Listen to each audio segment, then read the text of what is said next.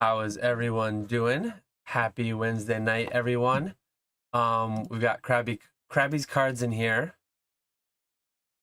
Why is the message not highlighting?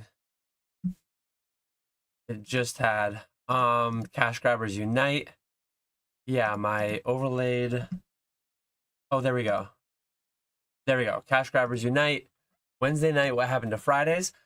I've done every other week for a while now. Sometimes Wednesday, sometimes Friday. Occasionally I'll go late night Thursday after PK. But summer's been crazy. Summer is flying by, and I've been traveling a bunch. I had a day camp thing with my son this week that ended today. But yeah, as always, feel free to ask your questions. I always get through every question in chat. There are times where the chat's really popping, and occasionally I get 30, 40, 50 minutes behind. But I will always catch up on all of them. I might miss certain questions in error, but leave your questions. I will get to them.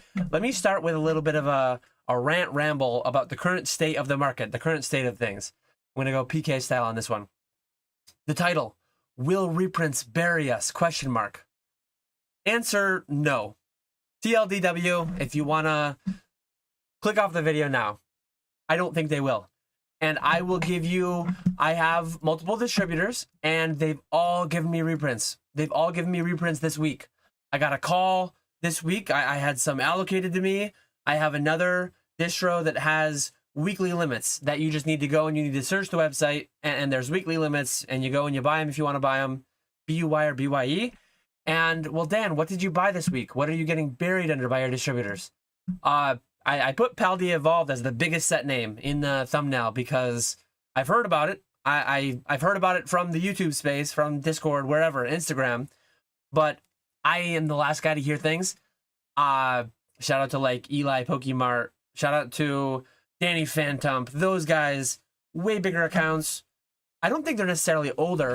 Danny Phantom's probably is, but I don't think Eli's is necessarily older. But he orders way more than I do. And I think he hears things way earlier than I do. And as far as I understand, there's been like no substantiated thing of anything Paldea Evolved coming through distro. Maybe it's all going Target, Best Buy, Walmart, Sam's Club, Costco. But yeah, that remains to be seen. What am I currently doing with my Paldea Evolved? I have loose packs that we're selling every night on the streams for a little bit over market. And I have cases that I'm sitting on. I actually just bought a case recently at 85% of market that I, short to intermediate term, I'm probably going to flip it. I don't think it's going to go to a pallet. I don't think it's going to be extremely long-term holdings, which, when I say extremely long-term in Pokemon, I'm talking the pallets. I'm talking 20, 30, and beyond. Very many people come into the space and they talk 5, 10-year holding periods, and they sell within 6 months to a year, or 2 years, 3 years. I'm that person too. I did that with all of my XY, with all of my Sun and Moon, and I'm creating the pallets to like try to not do that with Sword Shield and Scarlet Violet.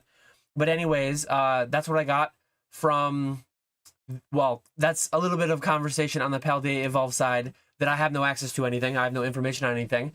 But Destined Rivals. Destined Rivals booster box reprint hit. Reprint, restock, whatever you want to call it. I have no idea. But I have one distro that allocated me 3. Not boxes, cases. 3, sorry. Not cases, boxes. I said that the wrong way. 108 packs of Destined Rivals I got. I did get it for $250 a box. I believe market is teasing with that 300. Maybe it's slightly over 300 at this point. Let me pull it up just to see.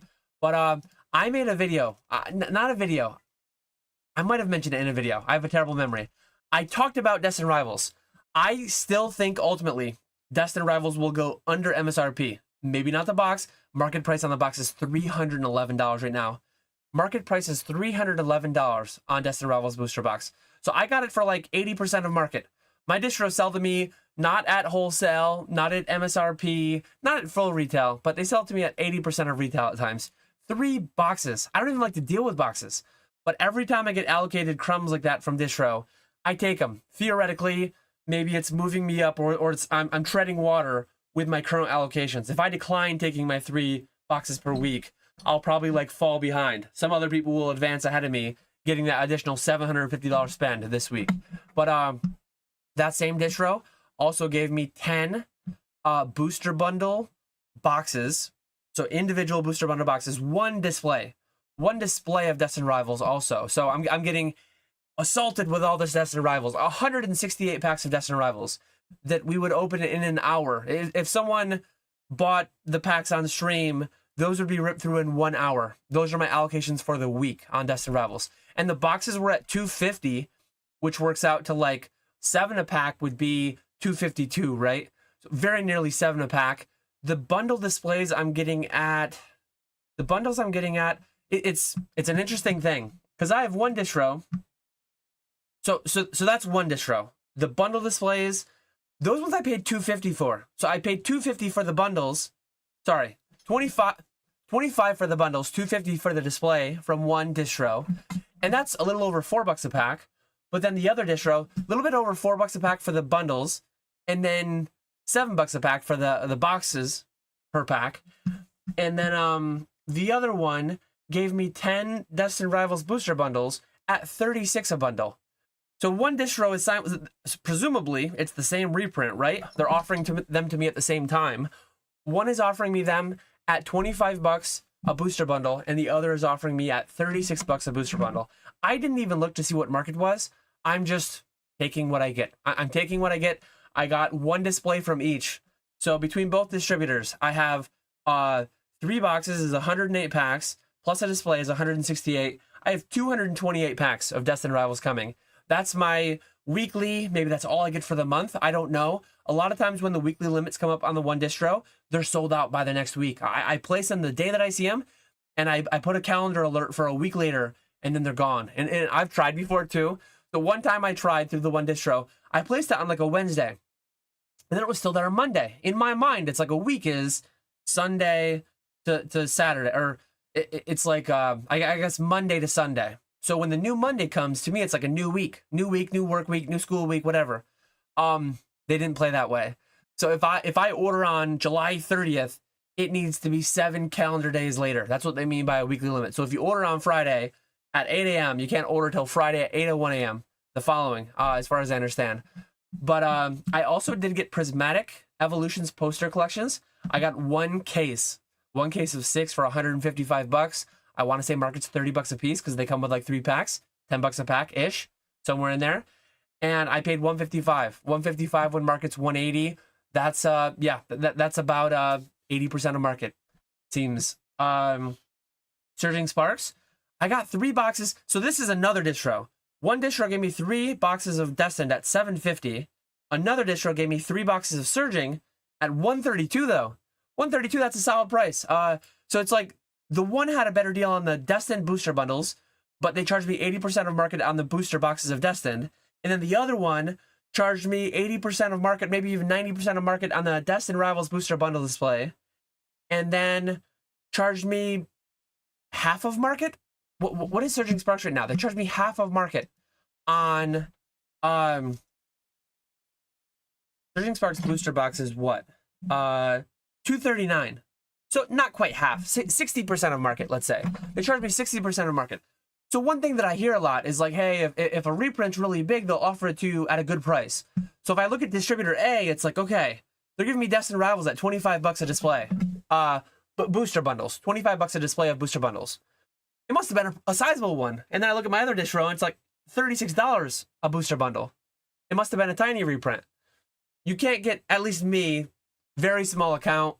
Maybe there's people who, I got half a case of Destined Rivals. I got half a case of Surging Sparks. Maybe like the Rudies are getting 10 cases. But what can Rudy do with 10 cases? He can't offer it to his patrons. What can Eli do with 10 or 20 cases? He has hundreds of people in that program as far as I understand. He can offer a pack, 2, 3, 4 packs a person. I can fire up the stream for 30 minutes, an hour, 2 hours. It's crazy times that we're in. I also got booster bundle displays of, I got one booster bundle display of Surging Sparks for $360. And I also got, yeah, that's everything. So Destined Rivals booster bundles, Surging Sparks booster bundles and box, Destined Rivals booster box, and a Prismatic Evolutions poster collection case. That is the, I guess technically if I laid on the floor, I could probably physically be buried under that reprint. If you took it pack by pack, I could probably be buried under that. So maybe the answer to the question is yes. yes, my weekly allocation of Pokemon reprints actually could physically bury me, depending on how you define it. But yeah, that's where we're at in today's market. I don't have other than that, what did it take me? It took me a little over 10 minutes. What most people could say in 2 minutes. I took 11 minutes to say. That's all I had planned for today. I have some notes. I have certain things going on in the space that I'll probably talk about if people ask the questions. As always, this is a choose your own adventure. Choose to be entertained, choose to be educated, ask your questions wisely. My responses are limited. You have to ask the right questions to unlock the answers that you would like to hear. So yeah, I plan on hanging out for the next somewhere between an hour and 2 hours probably. Hit me with the questions. I will jump to chat and we will go from there. Again, nice to see you, Krabby's Cards. First one in here, L-Dubs. We got Miles. We got L-Dubs saying, Donkey Kong Bonanza, OSRS, Crab AFKing, and Dan Stream. What a combo. Sounds like a great night right there. We got fellow OSRS player Skya in here with some fire emojis. Corsby Gaming saying, let's go. Cadabra Big Spoon says, saw the video title, just liquidated everything. I'm not one to like pay super close attention to the day-to-day. I don't watch like the market update videos where it's like this is up 10% and this is down 10%. I don't have a gauge on like what Pal the Evolve was doing with that supposed reprint rumor. Looks like 3 weeks ago, July 10th, about 3 weeks ago, it was 371 market price on TCG Player, and now it's showing 349. So it did drop 8 to 10%, somewhere in that vicinity. Like I said, shout out to me, shout out to my buying service, if you want to call it that. I am always buying packs. If you want to sell to me, oh no, I don't think I updated my latest hot buy list. If you want to sell to me, I am always buying. This video is sponsored by my hot buy list. Not only am I buying these packs at these prices, feel free to reach out if you want to sell to me. Fully insured process. I will pay PayPal goods and services up front, or I will pay PayPal friends and family, Zelle, ACH, Wire on the back end. I'm also buying cases. I just had 2 days ago, I had a $30-something thousand collection land, and then I had another $20,000 one land. About $50,000 landed earlier this week in Sword and Shield and mostly Scarlet and Violet era cases. As I said earlier, I could be wrong. I'm very open to being wrong here, but I think Destined will go under MSRP. I actually had some Journey. Some Journey was included in that purchase, like 6 cases of it total between the 2 buys. I'm mostly just flipping that. I paid 85%. I'm going to try to sell at 90-95%, somewhere in there. I'm just going to take my little cut on interacting with that quickly. But the Paldea Evolved and the SV1, there's some SV1 through SV4. I don't think there was any SV5, but I'm going to sit on it for a day, week, a month, and kind of see what I'm feeling, see how the market is feeling. I don't think it's going to be held till 2030 and beyond, but maybe I'll try to make a cheeky 5 or 10 additional percent over what I could make today, just selling it on for between 90 and 100% of market. But yeah, that's where I'm at. Zara Looking says, yes, anytime the fisherman is live, it is a great day. I actually went fishing today with the scouts at day camp. I did not catch any fish, nor did any of the 25 Cub Scouts that were with me. You can imagine how a day of fishing, well, it wasn't a day, an hour of fishing with 25 Cub Scouts with 4 adults or 5 adults, I think there were. We were outnumbered about 5 to 1, and you can imagine how a day of that goes. All you're doing is untangling lines, rehooking worms, and trying to not get an eye put out of your own or of a child's. But it was a fun day. It was a fun day. A lot of fishing, not any catching. FSR 56 is ready for the rant. I'm here for the preacher's sermon tonight. As I believe Alex Hormozy said, I'm not a big like Alex Hormozy viewer, but I do enjoy like sometimes the Iced Coffee Hour. I think he's been on that twice. I think I've watched both of his appearances on that. I think those kind of like, I don't even know what you'd classify him as, but I think there's a lot of like Alex Hormozy type guys out there. And I think they have some decent quotes, some decent messages, maybe I don't believe into the whole ecosystem that they create, but some of it I like. And one quote that he said was, "This is not gospel that I'm preaching. This channel is a documentary, not a sermon." I think Timmy is directly poking at that. Timmy's been around for a while, and I think he is aware of me having said that quote, recited that quote before. So Timmy's just poking a little fun. But yeah, this is, as always, this is one random guy wearing a MetaZoo t-shirt. What can he possibly know? He's wearing a MetaZoo t-shirt. This is one random guy's thoughts, opinions, feelings on the overall shiny cardboard market and how I'm navigating it. So keep that in mind as you listen. What do you anticipate having for the extremely long holdings? Booster boxes, ETBs only, or sealed packs too? So on the pallets, refer back to the pallet videos for sure. I do have pallet one. Pallet one had some oddities. I put some of the TCG Classic boxes on it about a year before Rudy and Rudy and somebody else talked about it. Oh yeah, PokeNE. A year before Rudy and PokeNE talked about them, I think I put eight Pokemon TCG Classics a year too early on my investment pallet number one. It's mostly booster box cases. It's also some ETB cases on pallet one. Pallet 2's another mix. One thing I'm doing with like pallet 4 and beyond. Pallet 3 is mostly just booster box cases. Pallet 4 and beyond are going to be booster box cases. I don't think I'm going to do ETBs anymore. I say that as like 151 ETBs are doing insane things. Crown Zenith ETBs are doing insane things. So part of me is like second guessing my intended plan to not really hold on to too many booster box, or sorry, ETB cases. Part of me is questioning that, but so much air, so much space for me to try and keep like 20 cases of ETBs. That's a sizable portion of my storage area that I'd like to use. Off-site, I can do more. I have more access, but if I start getting crazy with keeping too many ETB cases, I'm probably going to have to build an environmentally controlled outbuilding to store some of that. Maybe someday that happens. We'll see where the future takes us, what the future holds. But as of right now, my primary intent is booster box cases are kind of like king, and then loose packs are like second. Not because they don't really hold any premium. Look at Sword Shield Era. They actually hold like quite a bit less value relative to the ETBs in the cases of boxes. But they're just so much cleaner. They're so much nicer to store. That's what I sell primarily on streams through PK and Ponga. So I really like having packs.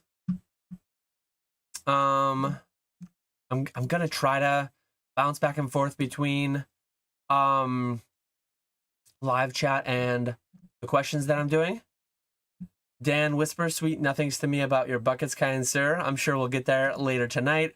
Red light Dan might stay dormant tonight. I haven't used the red light intro in quite some time. I think it's been months at this point. My homie said his distro just said they are reprinting everything. It's over, guys. Dumped now. By the way, I'm buying it at 69%.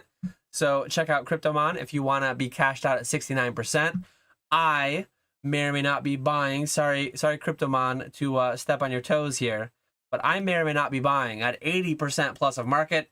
I closed this week already on about $100,000 worth of deals at some sets I'm paying as low as 70-75%. They're more your Shrouded Fables, Pokemon Go, Scarlet and Violet bases, your sets that I'm not really ripping that much on streams. So like I'm only paying 70%, but I'm adding to my position on net, paying 70%. I'm not going to pay 80% if I'm already buying more than I'm selling when I'm offering 70%, right? But your 151s, your Prismatic Evolutions, your sets that are being ripped in high quantity, your Crown Zeniths, I'm stuck paying 80, 85, 90%. Because if I pay 70%, I will get 0 Crown. I will get 0 151. I will get 0 Prismatic Evolutions.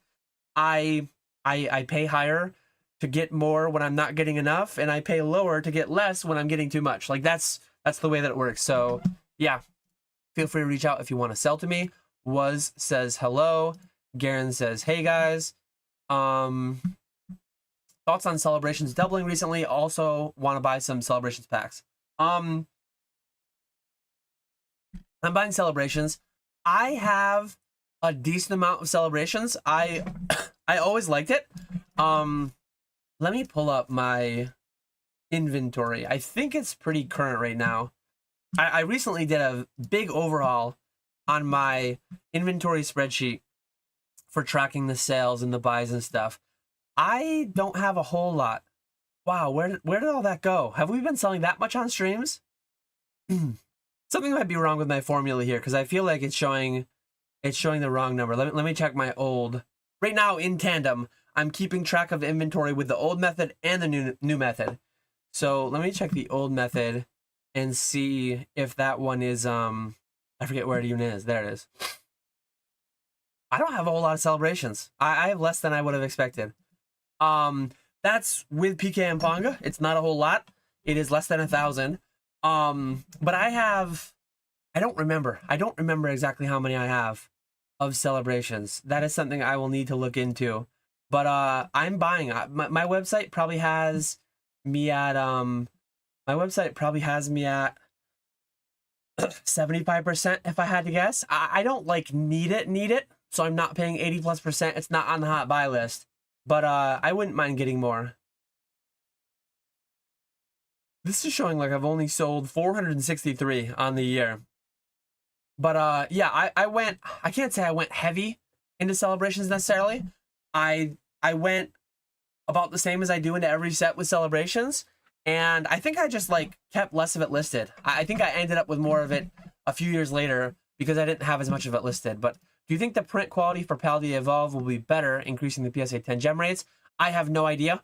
If I said anything on this, it would be entirely speculation. It would be valueless. I try to always say, like, if I'm stating objective fact, which is rare because like so much of what we talk about here in the Pokemon space is opinions and theorizing and hypothesizing about what's going to happen. But if and when I'm stating objective facts, like I'll call them out as such, I could say yes, I could say no. It would be a coin flip. Like I have no insight into this whatsoever to provide, unfortunately. What do you think of spiky-eared Pichu MCRP 10 or MCRP 9 or 11 as an investment in PSA 10? 2009 Japanese exclusive card from the movie commemoration random pack booster box. Or the booster box. So I don't spec in slabs. I've contemplated. There's been various times over the past 11 years where it's been like, this seems too cheap. Between 2014 and 2019, it was like everything. Everything seemed too cheap. So I was buying a lot of it. I accumulated between 2014 and 2019. I was a slab collector / speculator. I valued them more than the market. So I bought an entire PSA 9 WotC set. 370 cards. PSA 9 first edition. PSA 9 Shadowless. PSA 9 base set unlimited. PSA 9 fourth print. All the way, I'm doing the PK thing. Jungle, Fossil, Base 2, Rocket, Gym Heroes, Gym Challenge. All the way through. I had Expedition, I had the Crystals, I had the Shinings of the Neo sets. I had everything in PSA 9 WotC first edition where applicable. E-readers obviously doesn't have first edition, but I had all of it. And then when I was done with that, I got every PSA 9 Gold Star. I cringe every time a little bit. I get a little shudder going down my spine every time I see a new record sale of a PSA 9 Gold Star. Because I used to have all of them, and I sold the entire set for $13,000. I'll talk about that in an upcoming video at some point. 5 things that I sold too soon. Saying it mostly tongue-in-cheek because, like, I sold it too soon, but I put the proceeds into something else that did really well. And then I snowballed that into a lot more money than I would have had I just kept the PSA 9 Gold Stars. You still feel that, though. You still feel that, though.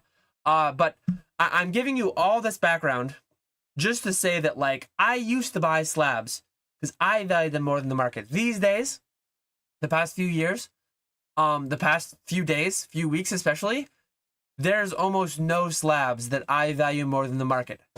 If I thought really deeply, if I sat and spent a whole day looking at every slab and the prices, and there's probably certain things that would stand out to me as like, that is significantly better than almost everything else. And this might be one of them. I can't even say that I'm like super familiar with what this is. It feels a little bit too niche for my my liking, but it's probably like better than a lot of other things. I made a video a few years ago during the last boom, and I called the top.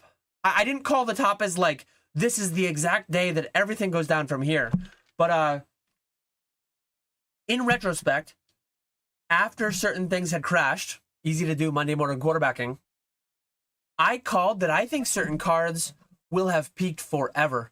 I called that I think the PSA 10 Jungle First Edition Eevee hit an all-time high over into eternity. I think that card will never go above $1,000 again in inflation-adjusted terms. I think the PSA 10 Jungle Pikachu will never go above its old price again. PSA 9 base set unlimited Charizard, I think that might be one of them. PSA 9, some of the Shadowless Howls that I sold an entire PSA 9 Shadowless Howl set for $30,000 in 2022. I think a lot of those sets, a lot of those cards like peaked all time ever. Some of the cards, to be fair, I need to go back and look at the video. There might be certain cards that are surpassing the highs that I stated I thought were all-time highs at the time. That's actually a good video for me to refresh. Let me make a quick note on my YouTube video idea sheet. So refresh all-time high video from last boom. I'll have to do that at some point this summer too. But yeah, all that 5 minutes of rambling to just say that, like, talk versus walk. I'm not gonna sit here and say that I think it's a good investment, because if I truly thought that was a good investment, I would probably be buying it. There's like, relative to the sealed that I see, relative to the sealed that I'm actively buying, talk versus walk, I'm actively walking the walk of buying 151 packs.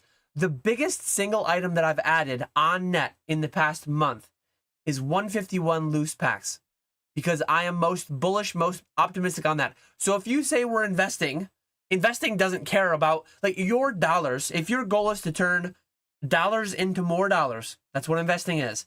If your goal is that, a lot of times people will ask, like, should I buy A or B?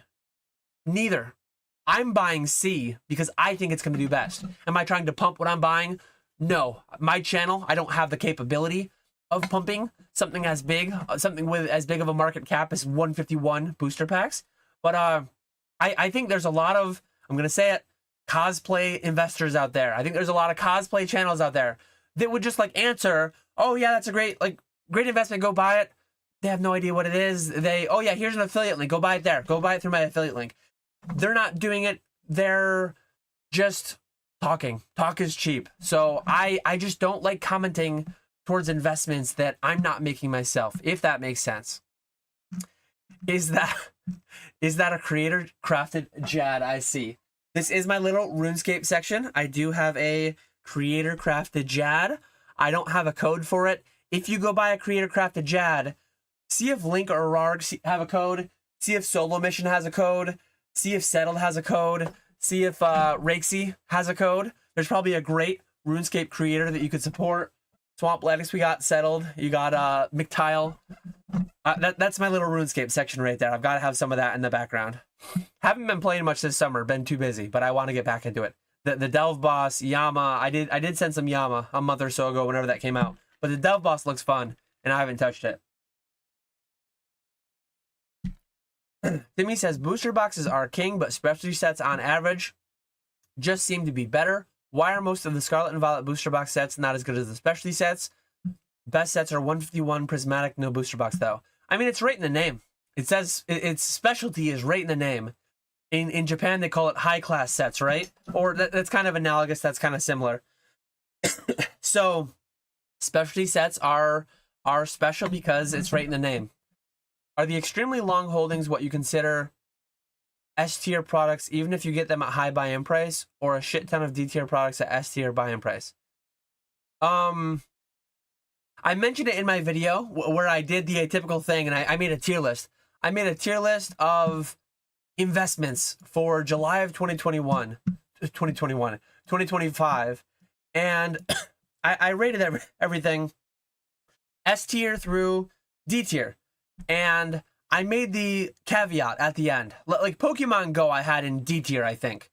But I mentioned how at that week, the week that I made that tier list video, or within a week or two, I bought $5,000 in Pokemon Go because it was offered to me at like 55 or 60% of market.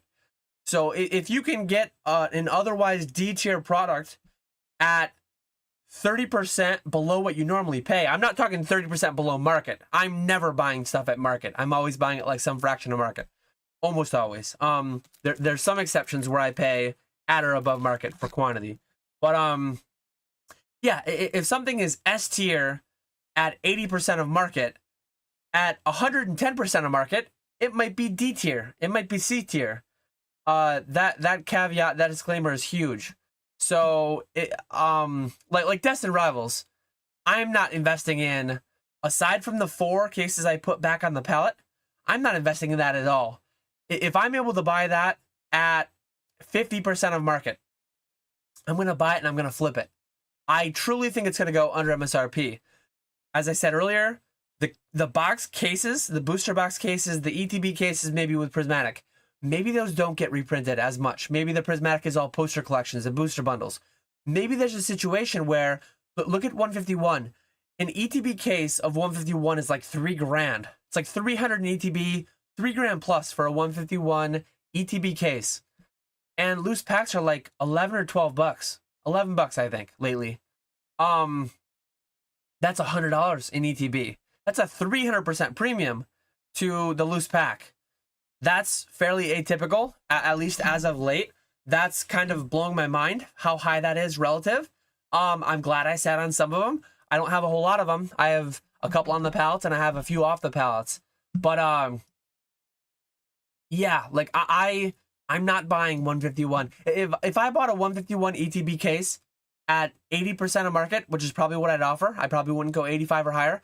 I'd probably pay 80% of market and then just flip it. I don't like it. I much rather give me 3 times the packs for the same price.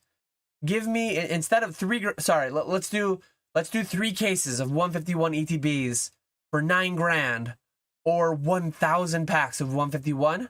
Maybe it doesn't outperform, but I'm placing my money on the loose packs personally. I'm buying 3,000 packs of 151 for $9,000 all day, all night, 24/7, 365. I am picking that over the ETB cases for the premium they're going for. That said, I'm not selling the few that I have that are off the pallets, at least as of right now. Look around at the table. If you can't spot the Timmy, it's you. What about slabs? I have 4 extra PSA 10 Moonbryons. I would sell them if it were me. I'm not telling you to sell them, but I sell slabs. I buy sealed, basically. PokeSlam said, question, where's the best place to liquidate sealed products these days? I don't want to deal with potential buyer scams, but also don't want to break it down to loose packs. Good luck. Good luck. A lot of that non-booster box case, non-ETB case, you're going to get offered by guys like me. You're going to get offered 70%, maybe even less. A lot of times I won't even offer 70%. I'll just pass on it because I'm not interested in it. I want packs for the streams and I want cases for my pallets. Probstein does consign sealed. I'm not affiliated with them, but I consign with them all the time. I'm sending sealed products to them all the time. Above $1,000, it's a 95% payout. Hopefully someday I will be able to consign sealed again. Last year, this time, I was consigning sealed. So last year, this time, I was consigning sealed at these rates on Fanatics. Right now, it's only slabs. If you want to consign slabs with me, right here are the rates. I can consign fully insured process. I can pay PayPal friends and family. I can pay Zelle, ACH wire, all that good stuff, fully insured. But unfortunately, I can't do slabs right now. Would you ever buy a second home just for Pokemon storage or enough land for a Pokebarn? I mean, I have enough land for a Pokebarn right now. I only have a little over 1 acre, but like, I mean, a 25 by 25 building would hold a lot of Pokemon, and 625 square feet is only 1%. It's about 1.5% of an acre. I believe an acre is like 44,000 square feet, if my memory serves me correctly, because it's like 206 feet by 206 feet is an acre, I believe. So yeah, a little bit over an acre. You could have an outbuilding for a lot, millions of dollars, tens of millions of dollars of Pokemon. So if and when I need to, I could do that. Zard Lurking says, Dan, I still own your Gold Star dog trio that I bought from your eBay back in 2021. I think it was. That's awesome. I don't know what they're going for right now, but they're going for a lot more than you paid for them. Yeah, I'm quite sure they're going, well, 2021. I'm not sure when in 2021 you bought them. So depending, I think gold stars are eclipsing their all-time highs, right? I'm not even positive on that, where they went exactly in the boom. One exception that I made, when I made the video 4 years ago in the boom, or 4 years ago shortly after the boom, that I think many cards hit their all-time highs. Some cards that I don't think hit their all-time highs, I left room for like the top 5 to 10% of cards. I didn't think the all-time high was in. I don't think the all-time high has been posted on the Pikachu Illustrator. I don't think the all-time high has been posted on gold stars. I don't think the all-time high in real terms, in inflation-adjusted terms, I think what gold stars are doing today, I think they will be beating that in 10, 20, 30, 50 years. But PSA 10 base unlimited cards, PSA 10 base unlimited Charmanders for $500, PSA 10 Jungle First Edition Eevees for $1,000. I think those posted all-time highs. I don't like. I could have the conversation. Gray felt hats, alt arts. I don't know. I think there are absolutely a lot of modern cards selling today for the highest they'll ever sell. I think some cards, and I said this when Moonbryon was like $1,500. So far I've been wrong on Moonbryon, but I said I think the trajectory for Moonbryon and cards like it, most cards like it, and maybe Moonbryon is the exception. Maybe Moonbryon is the exception that proves the rule, and a handful of others. But I think the price trajectory for a lot of cards is just down and to the right over the long term. These very, very high pop cards, but we'll see. Like for that reason, I'm not buying them. I'm not speculating on them. I'm not investing in them. All my investment money, I do have to shout out the buckets. This video is always sponsored by the buckets. But my long-term holdings after the buckets are full, it's all sealed. Very infrequently, accidentally, most times, I will buy a lot of different cards. I wouldn't have called this a spec. I bought them because they were there. I was buying Celebrations packs as a spec, as an investment. These just came along with it. This was a straight flip all along. This was not a genius momentum flip play. This was just buy, grade, sell. I got lucky. The underlying thing tripled in price. That was not like a brilliant thing on my part. That was just luck. Pokey Slam says, please consign sealed again soon. I absolutely will, if and when I can. But as of right now, unfortunately, I cannot. Adraldero says, who does better, PK or Topanga? I'm assuming Topanga is Pongo. They both do very well. They both do very, very well.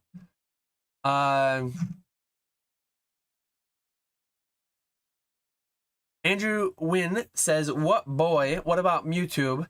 I'll need to verify. I'll need to go back and watch my own video. But Mewtwo is one that I probably would have given room for. Like, I think Mewtwo was an exceptional card at the time. I probably would have, and maybe I didn't even classify this card, but I would have classified Mewtwo as like, even today, I think that it's fairly likely that card hasn't posted its all-time high. I think that card in inflation-adjusted terms could be higher in 10, 20 plus years. What will it do in the short term? I have no clue. If I had one today, I would sell it. If I had one 3 months ago, I would have sold it. If I had one 6 months ago, I would have sold it, and I would have missed out on all these fat gains.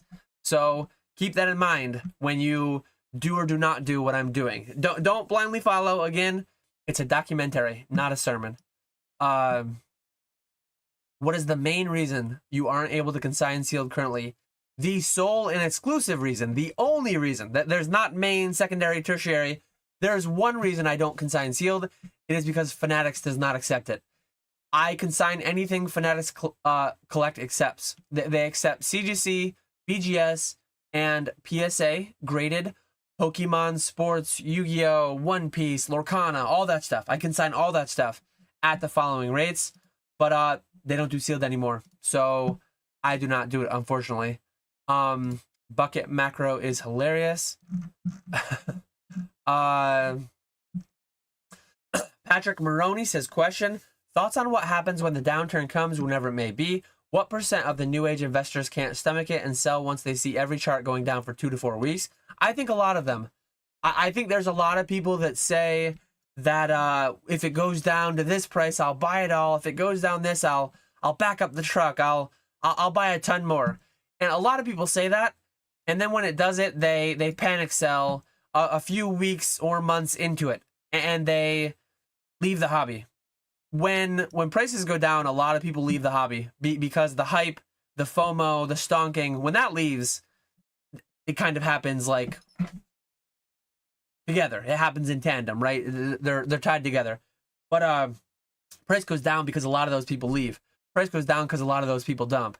If and when it was tied with like a lot of layoffs, some kind of a recession or depression in the main markets, like absolutely, a lot of people will sell. Anyone will sell when they have to, right? Oh, I'll never sell for a loss.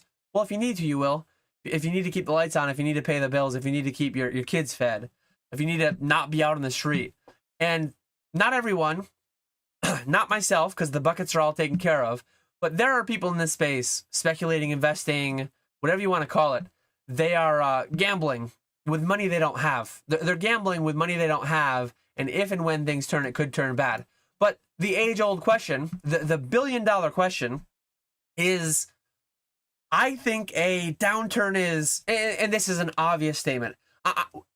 Take it outside of Pokemon.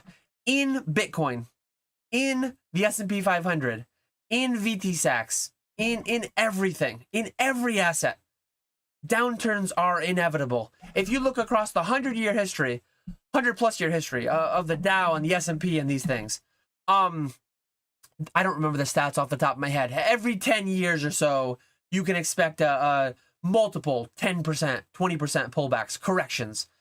Every 10 or 20 years, you can expect one or so recessions. Again, I don't remember the exact durations because I don't care. My game is a 50-year game in traditional markets. But those things are just natural. There's the bullwhip effect. Pokemon Classics made a great video several months ago, maybe a year ago. I forget when he made it, about the bullwhip effect. Basically, demand will get massive and supply chain takes a while to like catch up to that. And demand gets crazier because like people want it, they can't have it. It takes Pokemon a while to catch up with the printing, but inevitably, eventually they do. And a lot of times, by the time they get caught up with it, by the time they get things sorted, a lot of the demand that they were trying to catch up for is gone. Demand is very fickle. So that's when you have your $70 Chilling Reign. That's when you have your sub $100 Vivid Voltage for multiple years. That's when you have your Evolving Skies going under $120 a box for a very short amount of time with that one. But the age-old question is what I'm getting to, what I was getting to. The age-old question is like, will it double again before it drops 40%? Because like if something is 1,000 today, I'm just talking about any random arbitrary stock or crypto or Pokemon item. If something is 1,000 today and you know it's going to drop 40% in the future, it might still be a really good buy today because you don't know when it's going to happen. And if it doubles first to 2,000 and then drops 40%, I guess you're giving back most of it. But if it drops 40%, now it's at 1,200. You're up 20%. So if it triples before it does it, if it quadruples, like, you never know. You never know when these things are going to happen.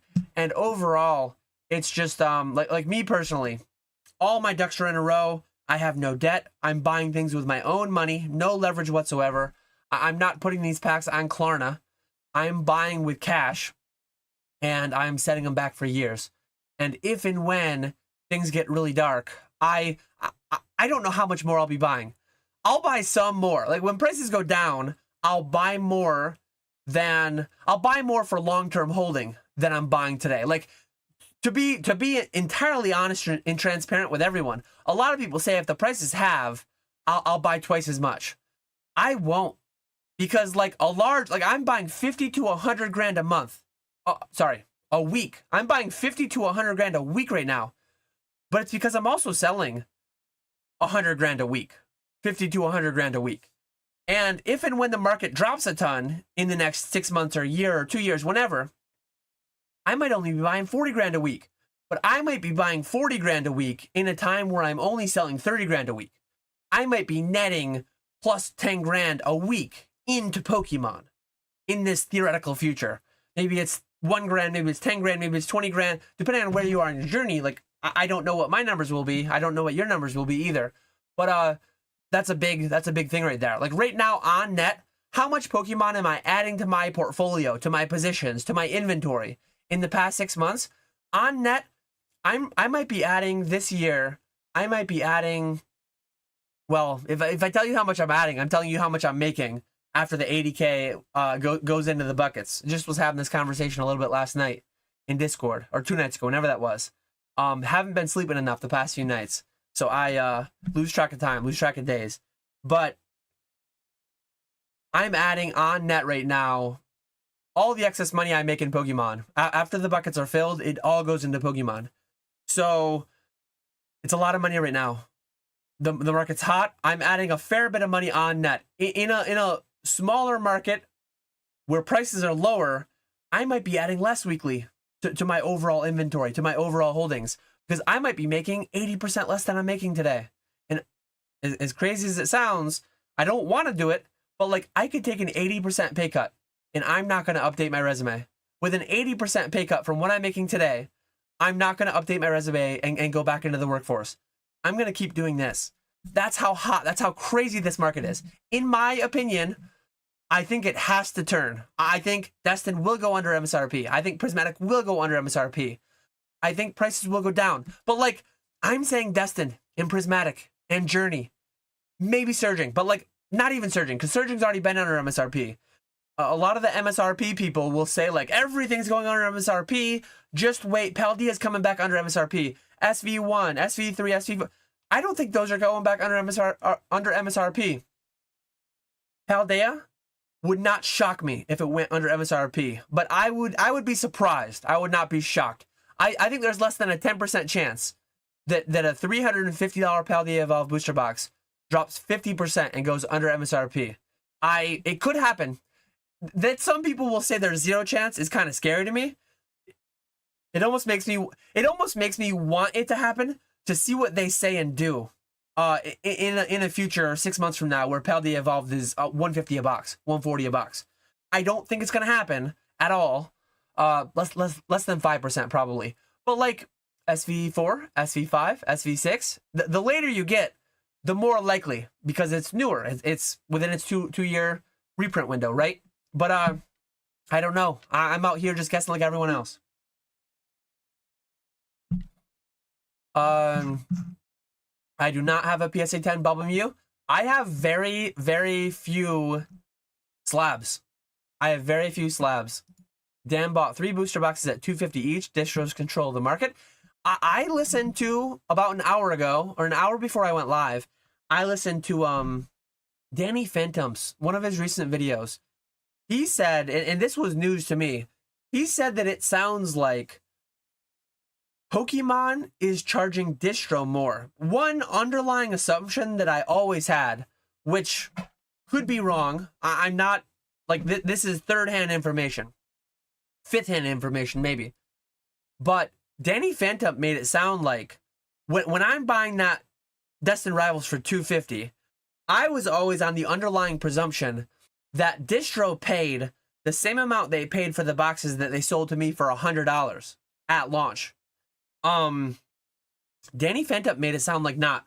Danny Phantom made it sound like maybe distro paid 80 when I paid 100, and maybe distro paid 200 when I paid 250, or I don't know what their typical margin is, their typical percentage, but that was news to me. I'd never heard that. I'd never even thought of that. So it might not be distros controlling the market. Pokemon might be, and that creates all kinds of perverse incentives if Pokemon is doing that themselves. If Pokemon is doing that themselves, they have the perverse incentive to, like,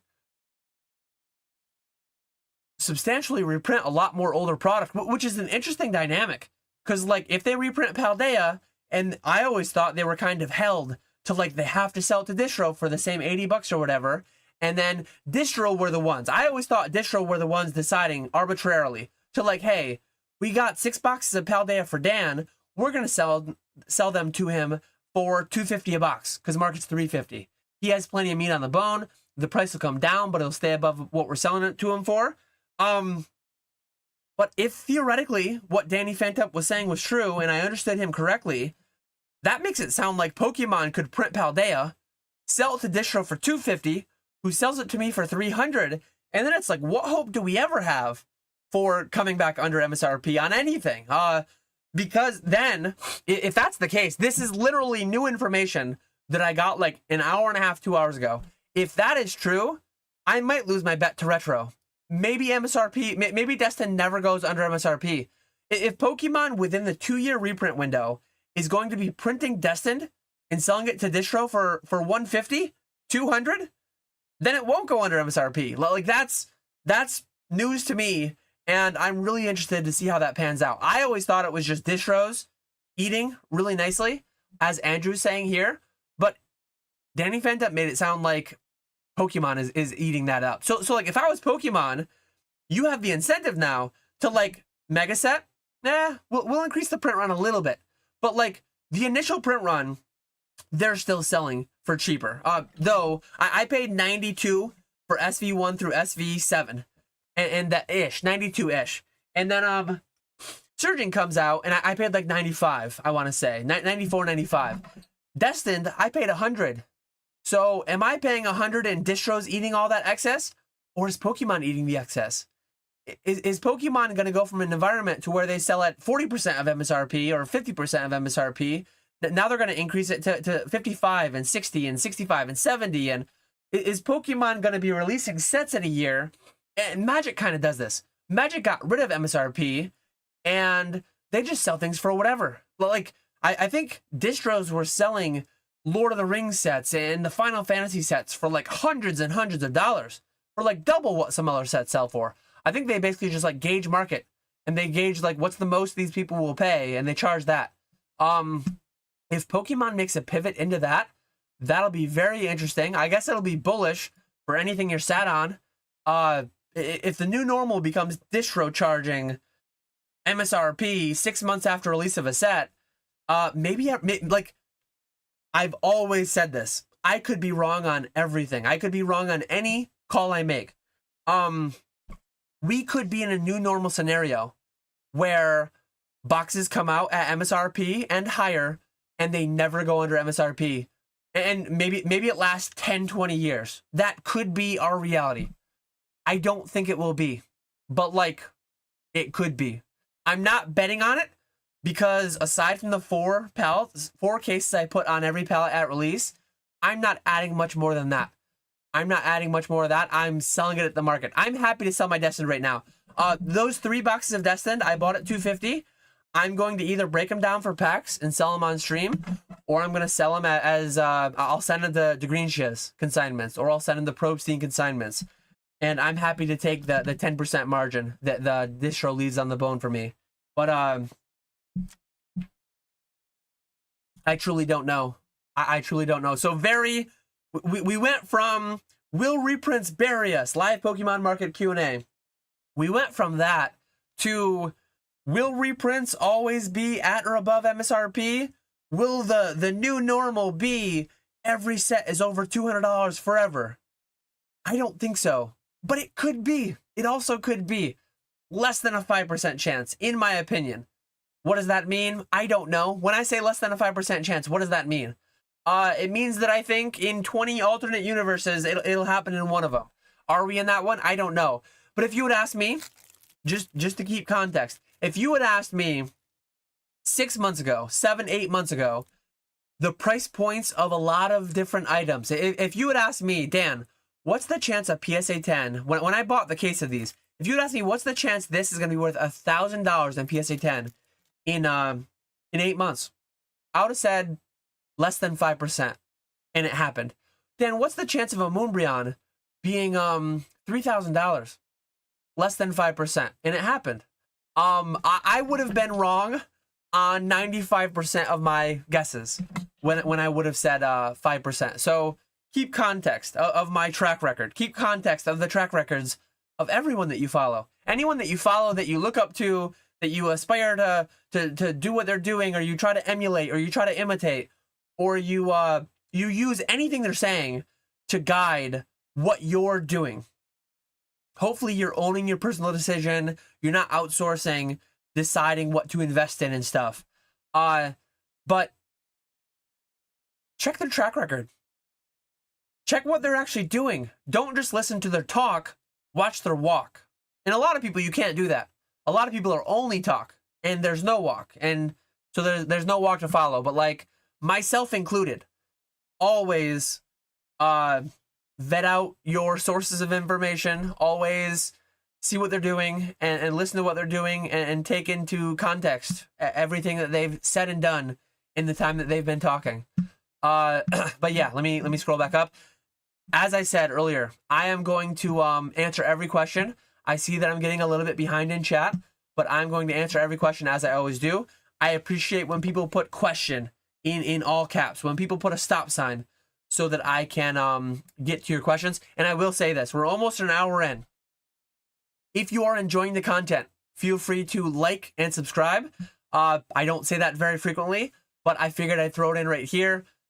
For the first time in a few months. I think I've said that. And it's funny because like it works. When you say that, it works. My last 30 days, I've added like 40 subscribers on net.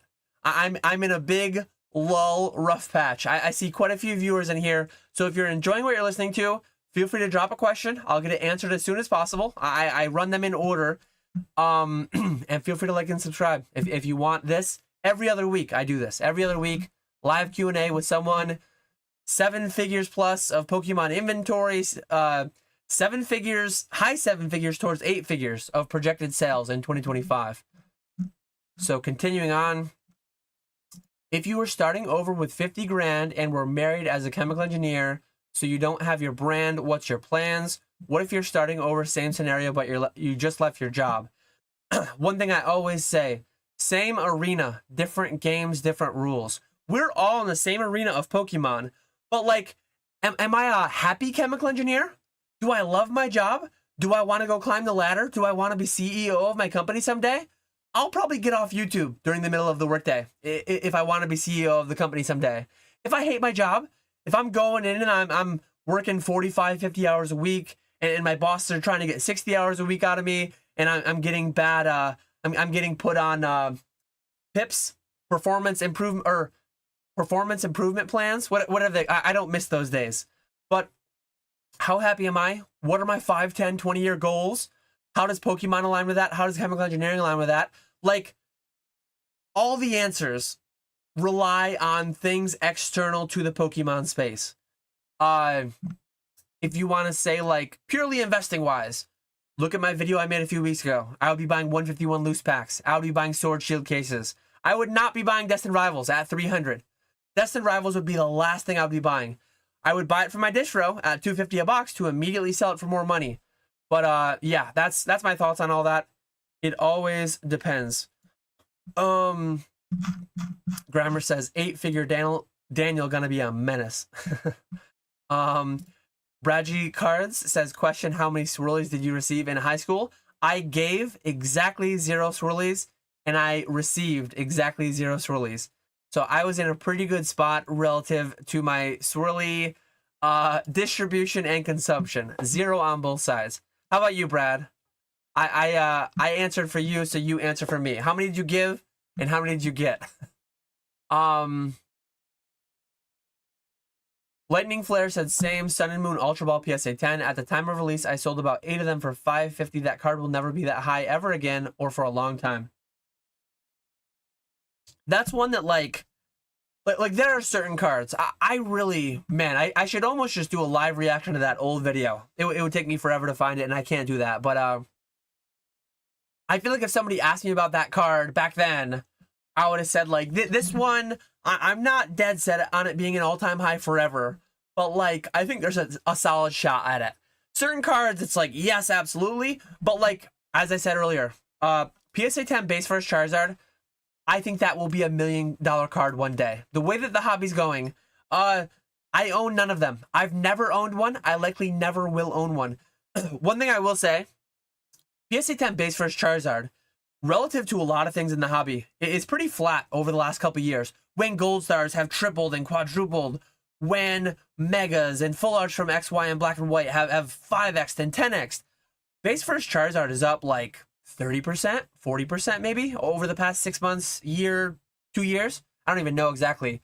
But if that card is 250 grand in like 20 years, or even like inflation adjusted, which would be like inflation adjusted 250 grand in 20 years would probably be like 500 grand or something.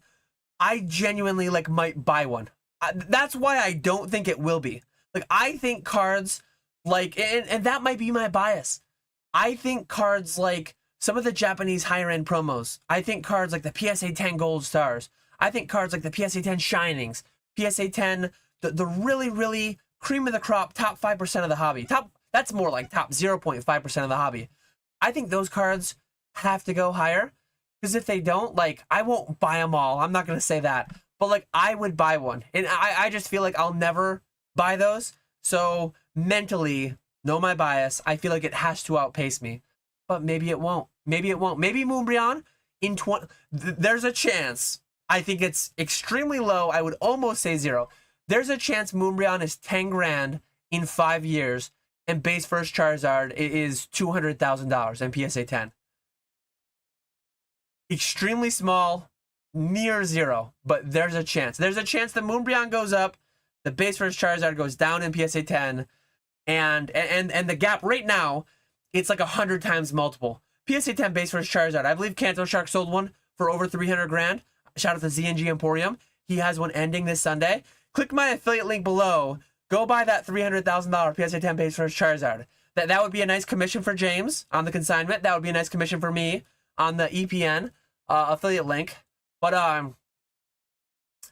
right now there's 100 to 1 premium on the base first PSA 10 Charizard over the Moonbryon in PSA 10.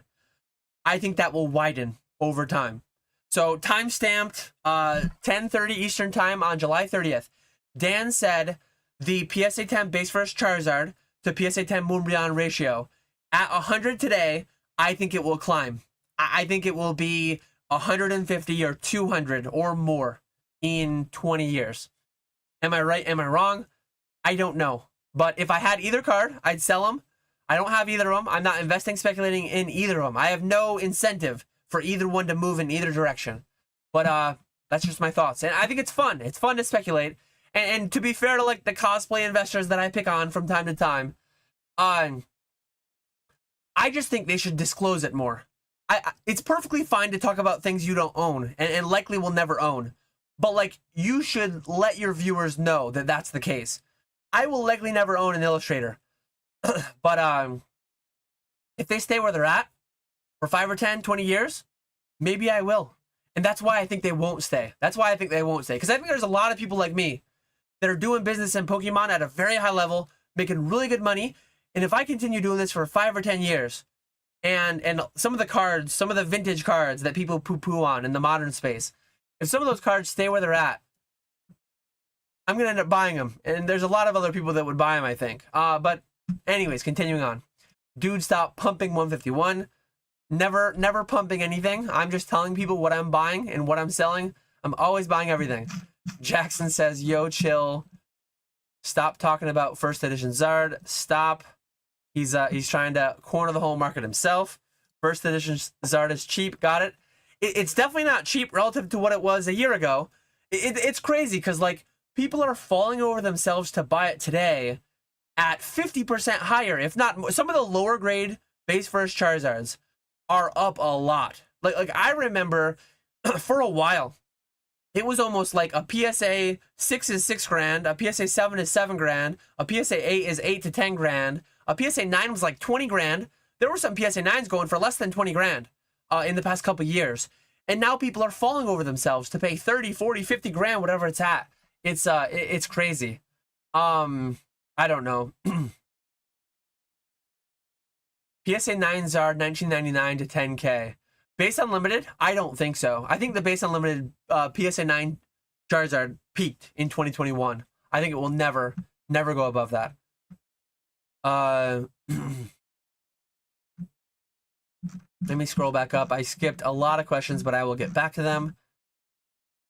Question Normal dude, no rip and ship or store. I can get destined cases for 1,200. Do I leverage everything and hold or flip to a zero cost basis? What would I do? If I was a normal dude with no rip and ship or no store, or if I was me, which I am me, I would feed the streamers everything they need.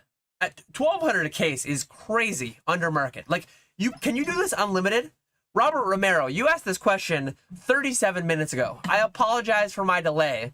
If you can do this unlimited, literally just here's what you do.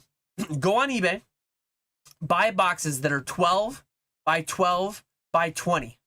You can fit 4 cases in a 20 by 12 by 12 box.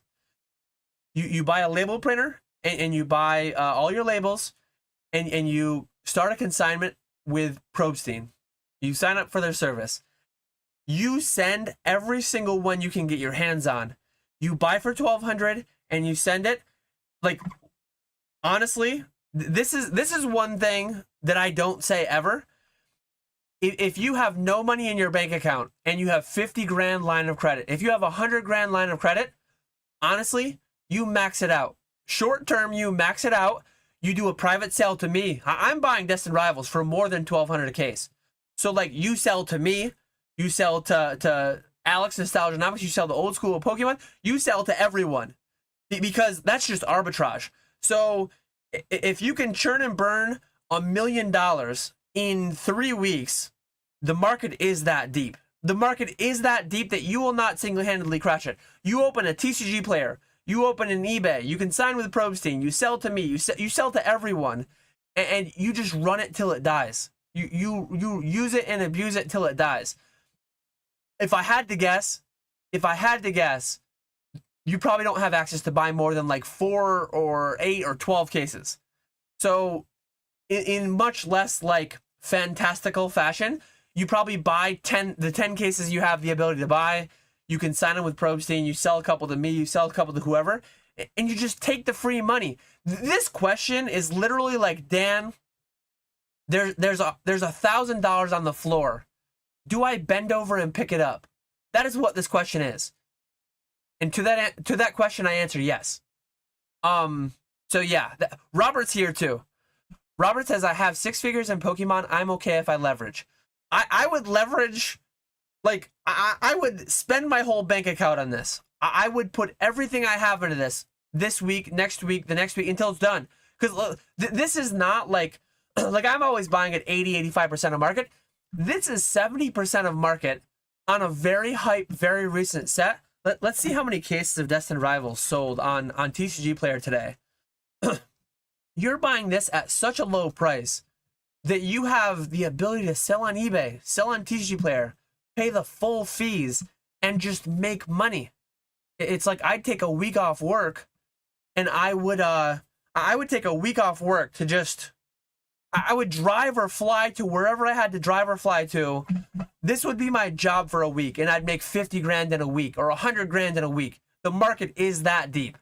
So, like, presumably you can only get like 4 cases at 1,200. But if you can get more, my DMs are open. Flip to me. And I'll send them to Probstein, or I'll send them wherever. Because like, market is 310 right now on a box. Market is 1808 on a case. So like we're talking 67% of market for something that is water liquidity. 10 cases limit. So I was getting crazy. I was getting like, whew, is it getting hot in here? You buy all 10, and like, I'm not telling you to do that, but like, there's $1,000 on the floor. Do you pick it up? Yes. I will tell you financial advice. This is rare. How rare is this on this channel? I am telling you, you have to buy those. And if you don't want them, if you don't want to consign them, take my money and buy them. I will pay you PayPal goods and services up front right now. Send me an invoice right now. I will pay you, and there's probably people in chat that would outbid me, but I will pay you 80 to 85% of market right now for all 10 cases. So like, this is financial advice. Buy those cases. Me personally, this is where, now what do we do with the cases we just bought? It is financial advice to buy them because it's such a good deal. It's literally just picking up thousands of dollars off the ground. I don't know your finances, but like, I would sell them. My finances are very good. Cash flow is very good. I would immediately sell them all. Like, I don't want 10 more cases of Destined at 300 case, 300 bucks. Does that mean it's guaranteed to go down? No, but I think it's going to go down. I would sell them, like, buying 10 cases for, so you're buying them for 1,200 a case. You're spending 12 grand on 10 cases. You're going to instantly flip them. If you want to instantly flip them to me and make 4 grand off me, it's done and it's over with. You made 4 grand. Take that, put it towards maxing out your 401k. Put it towards maxing out your Roth IRA.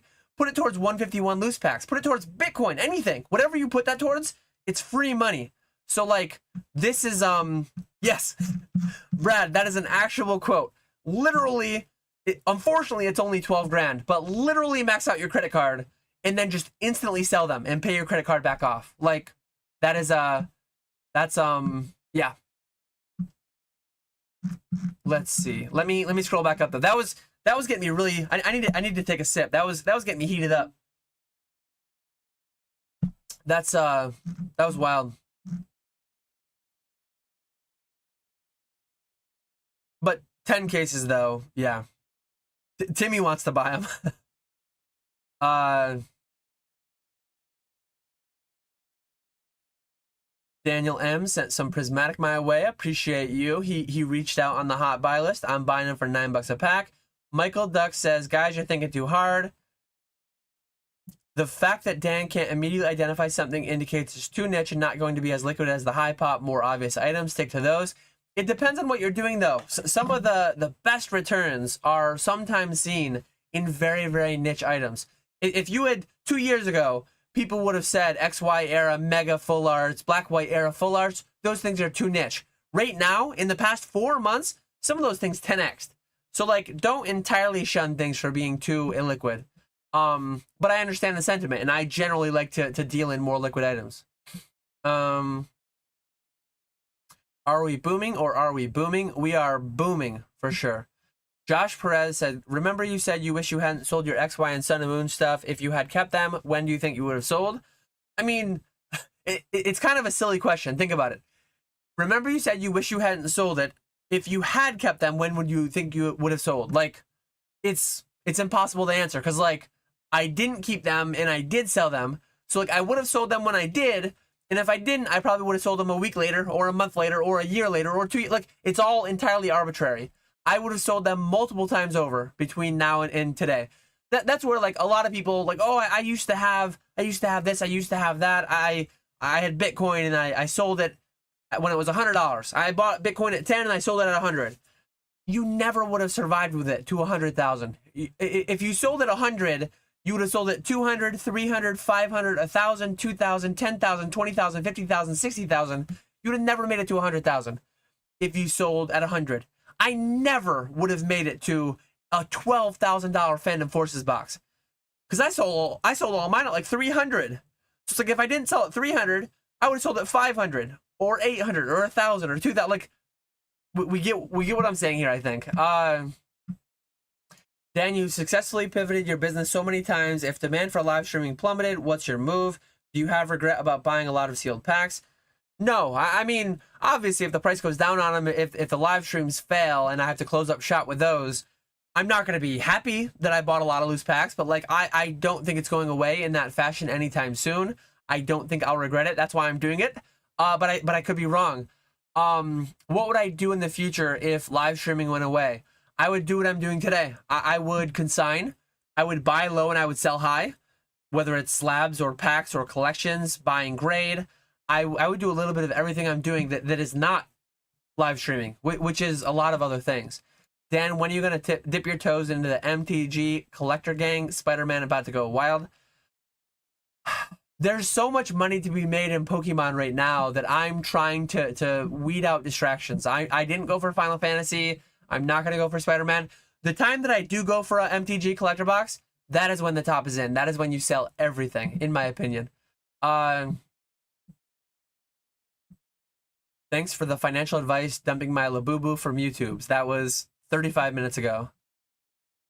90+% of investors will sell when the market hits a significant downturn /stagnation. I agree. I like to think I've been here 11 years. I like to think I'll be here 11 plus years from now.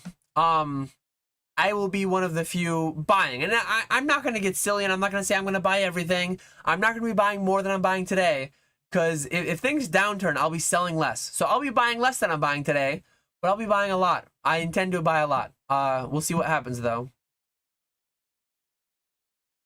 It's good to see a lot of doubt means bull market can rage on. I don't know where the doubt is. I've heard this sentiment a lot recently. I've heard a lot of doubt. I've heard that there's a lot of doubt out there. I don't know where. No channel that I'm watching is bearish. I've been called bearish, but like clearly I'm not bearish. I'm telling people to max out their credit cards to buy Destined Rivals at $200 a box. I'm telling people to max out their credit cards to buy a 2-month-old set, 2 months old today. I'm telling them to buy it, maxing out their credit cards. Like literally, let me pull this back up. So here are the buckets: budget and save, set realistic goals, prepare an emergency fund, company match, pay down high interest debt, savings for retirement, all that stuff. These are the buckets in order. This bucket I do first. This bucket I do second. Where is Destined Rivals at $200 a box on this? The Destined Rivals at $200 a box on this list. I need to put the buckets all the way over here. The first bucket is now here. The S tier bucket that started here, that started over here in S tier, that's D tier. $200 Destined is S tier.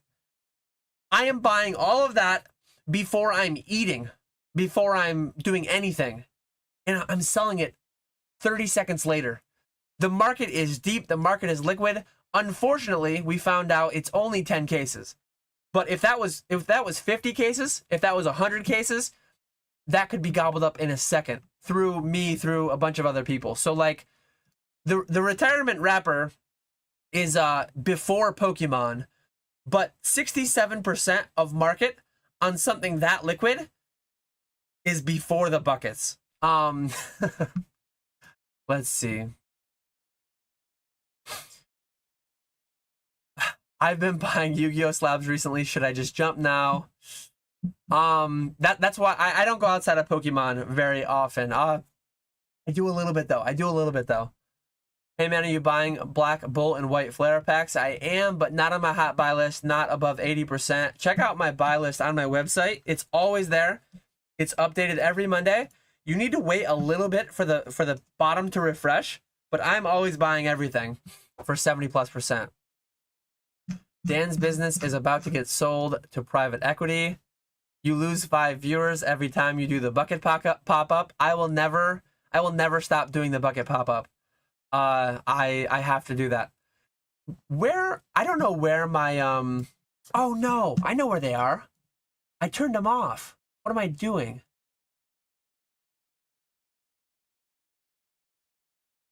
Full, I'm supposed to be on this one.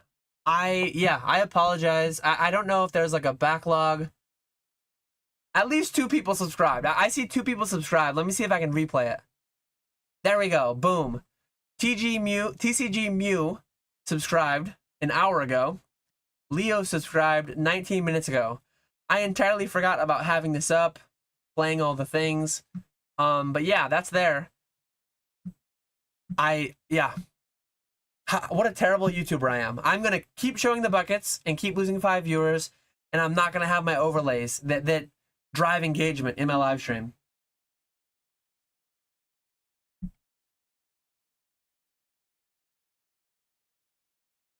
Let's see where we're at. Last year, the 0% credit card conversation came up a lot, and it turned out to be an amazing play. Is it still a thing, or are prices just too crazy now? So let me go in. Let me do the financially responsible financial advice. I gave a little bit of scary financial advice. I said that, like, Destined Rivals cases at $200 a box is so obvious that, like, if my rent was due right now, if I was overdue by a day on my rent, I would literally email Catch 'em All Collectibles an invoice. I will pay it while I'm live on YouTube, and then you can pay your rent 30 seconds later. That is how, like, that is an emergency. That is an emergency that you need to make money on. But like, further disclaimer is like, that is only for an immediate flip. I am only talking about levering up for an immediate flip. I personally would lever up. I would get a line of credit. I would do something. If someone had $500,000, like, I don't have that in my bank account right now. If someone had $500,000 of just water, Prismatic Evolutions, Destined Rivals, 151 at 67% of market, I would remortgage my house. I would remortgage my car. I would see if they could give me a quote on my kidney, and I would just make $150,000 in an hour of work, in 2-3 hours of work. I would just facilitate moving that I would scalp that product essentially. But like, when you talk about long-term holds, should you use Klarna for a long-term hold? Should you use any of those things for a long-term hold or a speculation? I would not personally ever. That is not financial advice. I would not advocate for that whatsoever. Yeah. When I'm saying water Mega Evo Mart, I'm saying water with respect to liquidity. That is liquid as water. I'm not saying that's more essential than water, though. I mean, it's not far off. It's like the equivalent to this would be like buying Apple stock at like 90%. You'll never be offered the opportunity to buy Apple stock at 90%. But the market float on Apple stock, the liquidity in Apple stock, the liquidity in any one of the S&P 500 funds, if you had the ability to buy any S&P 500 fund at 90% of market, you would buy all of it and you would instantly sell it, and you would be instantly liquid. Like, again, it's akin to just picking money up off the ground. It's such a silly comparison that I need to stop harping on it so much. I'm beating that dead horse very, very bad now. Dan, have you ever done a video covering your brokerage portfolio? I've done a handful of very financial videos. I made a video on my channel called Financial Advice, where I talked about my long-term holdings. I don't have a brokerage account, actually. I have a tiny bit of money in a Robinhood account that I wish I didn't have in there. I think I threw like $2,500 back in the pandemic because it was like nothing was going on. I did a little experiment with my wife. Like, I had $1,000 in that I put in something. She had $1,000 she put in something, and I think hers was winning for a while and mine's winning now, last I knew. But anyways, all my money in traditional assets is in solo 401ks, IRAs, Roth IRAs, things like that. It's all in the tax advantage buckets. Sometime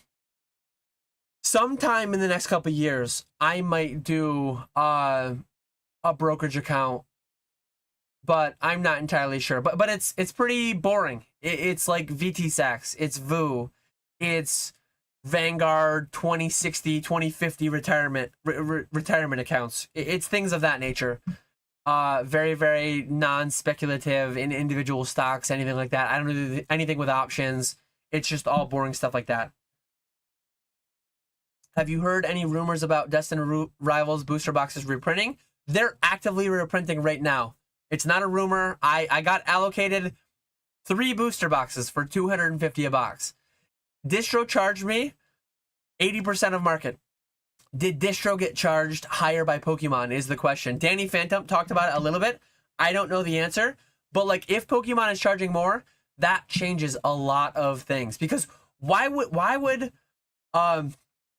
Pokemon make bigger print runs for the initial wave if they're printing sets 3 months later and charging 70% of market? Like, if Pokemon is charging 70% of market, and then the distro is charging me 80% of market, and then I sell it for 100% of market, Pokemon has no incentive to increase the initial allocation of first wave. They would do everything as 3 month later print runs. And if Pokemon is able to sell, if Pokemon is selling right now to distro for $220, that's nearly triple what they normally sell for. That's all they'll do. All they'll do in the coming weeks, months, years is continue to farm that. Like, maybe not. Maybe that's going too far. Maybe that's getting a little crazy. Maybe there are risks. There's risks of like not having stuff at Target, not having stuff at Walmart. There's risks of things being scalped. Think of the children over years and years and years. that would be a bad scenario. Could be a bad scenario, but maybe it wouldn't be. Final Fantasy, people are paying $1,000 for a collector's box, whatever. I don't know. The market's bonkers right now. Little guy to the sharks. I'm torn selling some of these slabs when I see consistent movement. What seems like week over week, I'm torn. I don't want to day trade, but sheesh. Yeah, it all comes down to like, what can the proceeds do for you? I sold my collection when the proceeds allowed me to build a financial foundation for my family that assured financial wealth into the, like, I have created not generational wealth, but I have created like lifetime wealth for my family, for my direct and immediate family.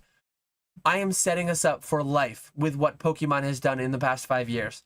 And maybe it's not that big. Maybe you don't have enough for it to be that. But can you pay off your last student loan? Can you pay off your car? Can you build that emergency fund that makes you not stress every day, all day, every day, worrying you're going to blow a tire, worrying your wheel bearing's going to go, worrying where you're, like how you're going to pay for your next grocery, your next grocery bill. Like, everyone's situation is different. Personal finance is very personal. I'm not going to lie, there's zero chance Scarlet and Violet goes below retail. I mean, I believe you meant MSRP. Retail is by definition like market price. It can never go under market price because market price, that means market price went down. Being very nitpicky of semantics there. But are you talking SV base or are you talking Paldea evolved? Very near zero. I wouldn't say zero. I would say there's zero chance Evolving Skies goes under MSRP. That's how safe I want to be. Imagine paying $10 for Destined Rivals when you can pay $30 for Evolving Skies packs. That's my thing. That's my thing is like, if you're an investor, your dollars don't care what they're in. If your sole goal is making money, do it where you have the best opportunity to make money. And I truly can't get behind $10 Destined Rivals packs. Not quite there. $8, whatever it is, at $300 booster boxes. Opportunity cost, all that considered, I don't like Destined Rivals at $300 at all. But buying it for $200 to sell it for $290, I love that. I'm in love with that. Paldea Evolved, did we have Rebel Clash reprint during Crown Zenith? Rebel Clash was not what Paldea Evolved is, in your analogy there, in your timing. But people need to open their goddamn eyes. I really think if people stop giving scalpers money, then the market will heal. Why is Pokemon sending tons of packs directly to consumers at a low price with Costco, Sam's, etc.? Distro is lying. Every place that gets packs from anywhere but Distro is cheap. That's an interesting question. Like, why would Pokemon send anything to retail if theoretically they're selling to Distro for $200 a box of Destined? I don't think it's the case, but like that Danny Phantom video, like I don't know. I truly don't know anymore. I truly don't know. Pokemon Center, Costco, Sam's, GameStop, Toys R Us, Walmart, all cheaper than LGSs that get through Distro. Yeah, I truly don't know. Question from a business perspective, what SV set would you like to see not reprinted and why? I mean, SV Base is over 2 years old. SV Paldea Evolved is over 2 years old. So just from that, like, historical perspective of, like, generally sets go out of print at or around 2 years old. So I think those should not be printed for that sole reason. That's what I'm going to give. What do you do for sourcing singles for grading plays now that TCG player tax exemption has been sunsetted? Are you eating sales tax on your purchases? As far as I understand, like, well, some people still aren't paying sales taxes on TCG player. I did lose it. I buy collections from people privately. I'm sales tax exempt on real websites. TCG player is a horrific website. I can't believe what they've done with that. But I'm in New York. I'm not doing this, but you theoretically could. There's a mechanism by which if you pay sales taxes on items intended for resale that you should not have had to pay because they're intended for resale, New York has a method to claw those back. So if you go throughout a year and you pay $5,000 in sales taxes on TCG player on items intended for resale, you can claim that back Does that make you more likely for an audit? Probably. Will I do that myself? Probably not. But that mechanism is there. Pokemon wants people to have packs. Distro is hoarding. Krabby's card says, I have about 80 cards from CGC right now. When they started and had blue labels, they're all 9s and 9.5. Should I send them in and switch to the new labels? A few should upgrade to 10s. Every Gem Mint 9.5 blue label becomes a Gem Mint 10. I would. It's a few bucks a card. I think they only charge $3 or $5 a card for that. You'll probably get more than that. If it's a sub $30 card, if it's a sub $50 card, I would not. If it's a more than $100 card, I definitely would. Between 50 and 100, it's hard to say. But yeah, higher value I would, lower value I would not. I have maxed out 8+ credit cards on my Pokemon investments. Everything is way outpacing the credit card interest. I recently started using Klarna as their interest rates are favorable. What sets should I buy? Go check out my July 2025 tier list of what I'm buying. I would not use that to say that you should copy what I'm doing, but that's just what I'm doing. Good luck with all your leverage. If it pans out, it will pan out big. If it fails, it will fail spectacularly. Appreciate you being here, E-Unit. Question, will thicker consumer savings be swallowed by the Dyson vacuum of the Pokemon acquisition funnel? Yes. Ern says, the fence being sat on is quite large in this live. It always is. It always is. I was very off the fence for buying Destined Rivals at $200 though. Jackson says, Krabby 10 is bigger than 9.5. Yes, dummy. Was says, it's all about entry point. Destined Rivals at 300 isn't an opportunity I would be sad to miss. The higher the price, the less likely people with a normal job will buy their product. There's a chance Destined Rivals is $1,000 within 5 years. And one point that some people make, which is kind of valid, if that pans out. Destined, like, two things could be true. I might be right in that Destined will go sub MSRP within its 2-year print window of release, and it also might be $1,000 within 3 to 5 years. In a year, it might be $150, which is under MSRP, and in 5 years, it might be $1,000. Both those might be true. In hindsight, if you buy at 300 today, in future hindsight that we don't know is going to happen, if it's 1,000 in 5 years, like, you'll probably be happy having tripled your money in 5 years. But, like, wouldn't you rather 6x? Wouldn't you rather wait a year and get it at 150 in this theoretical scenario? We're Monday morning quarterbacking in the future, a hypothetical scenario that didn't happen but could. My biggest point is I don't know what Destined will do. I think it will go to 150. So I'm waiting. If it goes to 150, I'm going to add a bunch more. If it goes to 120, I'll add more than I added at 150. If it goes to 100, I'll add more. If it never goes under 300 again, there's a chance it never goes under 300 again. The only holdings I'll have are likely my 4 cases that I bought at initial allocation and put on the pallet. I won't have any more, and I won't be mad. Because if Destined is 1,000 in 5 years, my 151 is probably $50 a pack. Maybe not $50 a pack. My other stuff that I'm buying instead is probably doing just fine. Like I bought 50 grand in SV and Sword Shield era cases this week. If Destined triples in 5 years or whatever the time duration is, I'm pretty confident what I just bought this week, even not all of which I'm holding. Some of it I'm holding, some of it I'm not.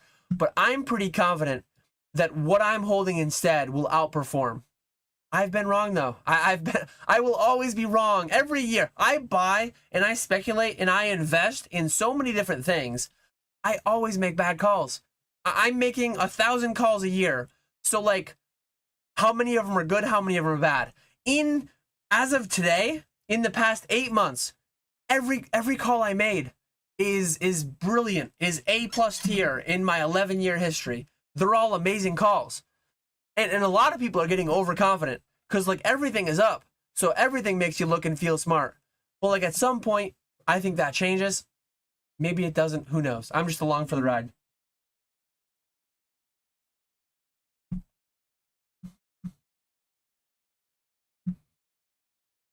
Let's see. Low % chance of something happening is just absolving yourself of when the opposite of what you think will happen does and can therefore fall back on that. I didn't say this would happen. Low % chance of something happening. I don't know what I was saying at this time, but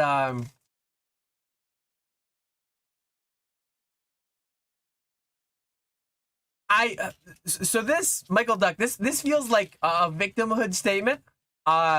This feels like, so I'm saying right now, I'm saying I think Destin will go down. I'm not guaranteeing it's going to go down, but I'm trying to think of a good analogy to this. But what your comment feels like is like, hey, Catch 'em All Collectibles, hey, Pokevault, hey, Nostalgianomics, hey, whoever. You said that there's a low % chance of this happening, so I did the opposite thing. I did the thing that had a high likelihood of panning out, and it didn't work. This feels like you preempting, offloading blame on someone else. That you're being frank and open and honest with your statement here, and I'm just pushing back with like, as a YouTuber, anytime that I'm called like on the fence, I call it like I see it.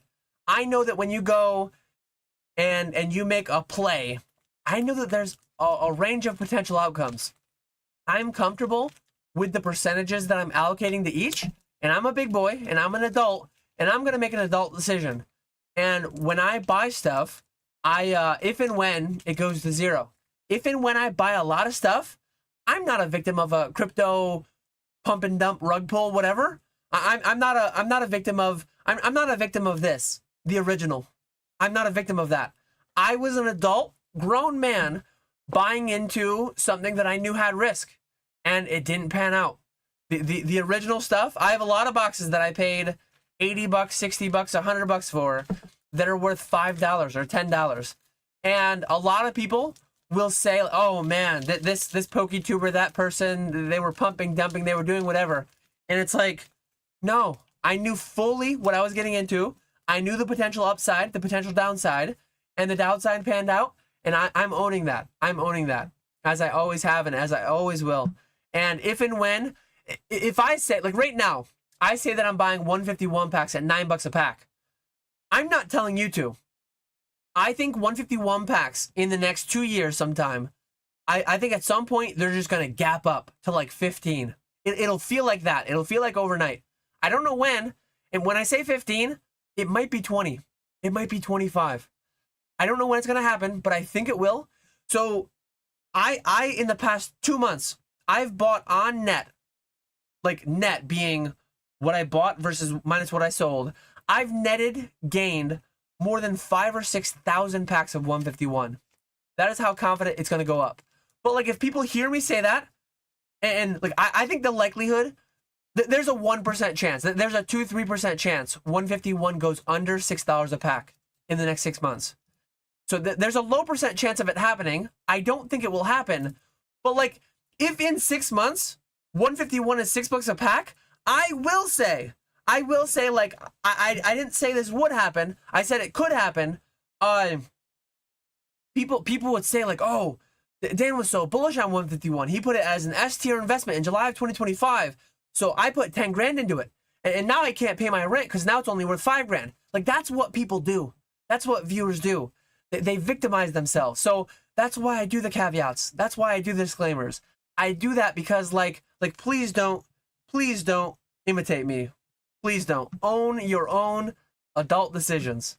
I hope that makes sense. I know a lot of people, mainstream YouTube, like that is not a popular thing. People, part of the reason that people love to be told what to buy, part of the reason the most popular videos are, these are the top things that I'm buying right now. One of the main reasons those things are popular is because, one, they're kind of entertaining. Ooh, line goes up, line goes down, like, and then another thing is, people can listen to them, watch them, they can copy them, and if it doesn't pan out, now they're a victim. Now they've been wronged by that PokeTuber. So people like that content because it absolves them of adult decisions. And I stand by that. I think that's a large reason why people like being told what to do, because then if it goes wrong, they can be a victim. They can, that YouTuber cost me all my money. What a meanie. What a bad guy. I'm just not gonna be that. I'm never gonna be your boogeyman. You will never be victimized by me, because I will always say might go up, might go down. I remember you said you wish. Oh, I took this one earlier. Must have been re-asking it because it took so long for me to answer it. Do you think these Sun, Moon, and XY boxes that are going on insane runs will retrace, or is Primal Clash actually a 3K box now? I've said this many times, and this is very much like a might go up, might go down, but I think it's almost inevitable. Not all of them, but many of them. I think many of them will drop 20 or 30% at some point. Is it from today's prices, or is it from a double? So like, I didn't know Primal Clash was $3,000, but if Primal Clash is $3,000, will it drop 30% from there and become almost $2,000? Or, and it could drop 50%. It could drop 60, 70, 80%. I don't think it will, but it could. Or will it double to $6,000 and then drop 30% and be a $4,000 box that's 30% higher than today? I have no clue. I'm not in the market for XY or Sun and Moon era boxes. The only time I will interact with XY, WotC, Diamond and Pearl, the only time I'll interact with any of those older boxes, I will buy at a percentage. I will sell at a higher percentage. I will arbitrage those boxes. I will not invest or speculate in those boxes ever again, I don't think. Too rich for my blood. Opportunity cost wise, if I have $3,000, I'm putting it in something else. I'm buying 333 loose packs of 151 as of today with $3,000.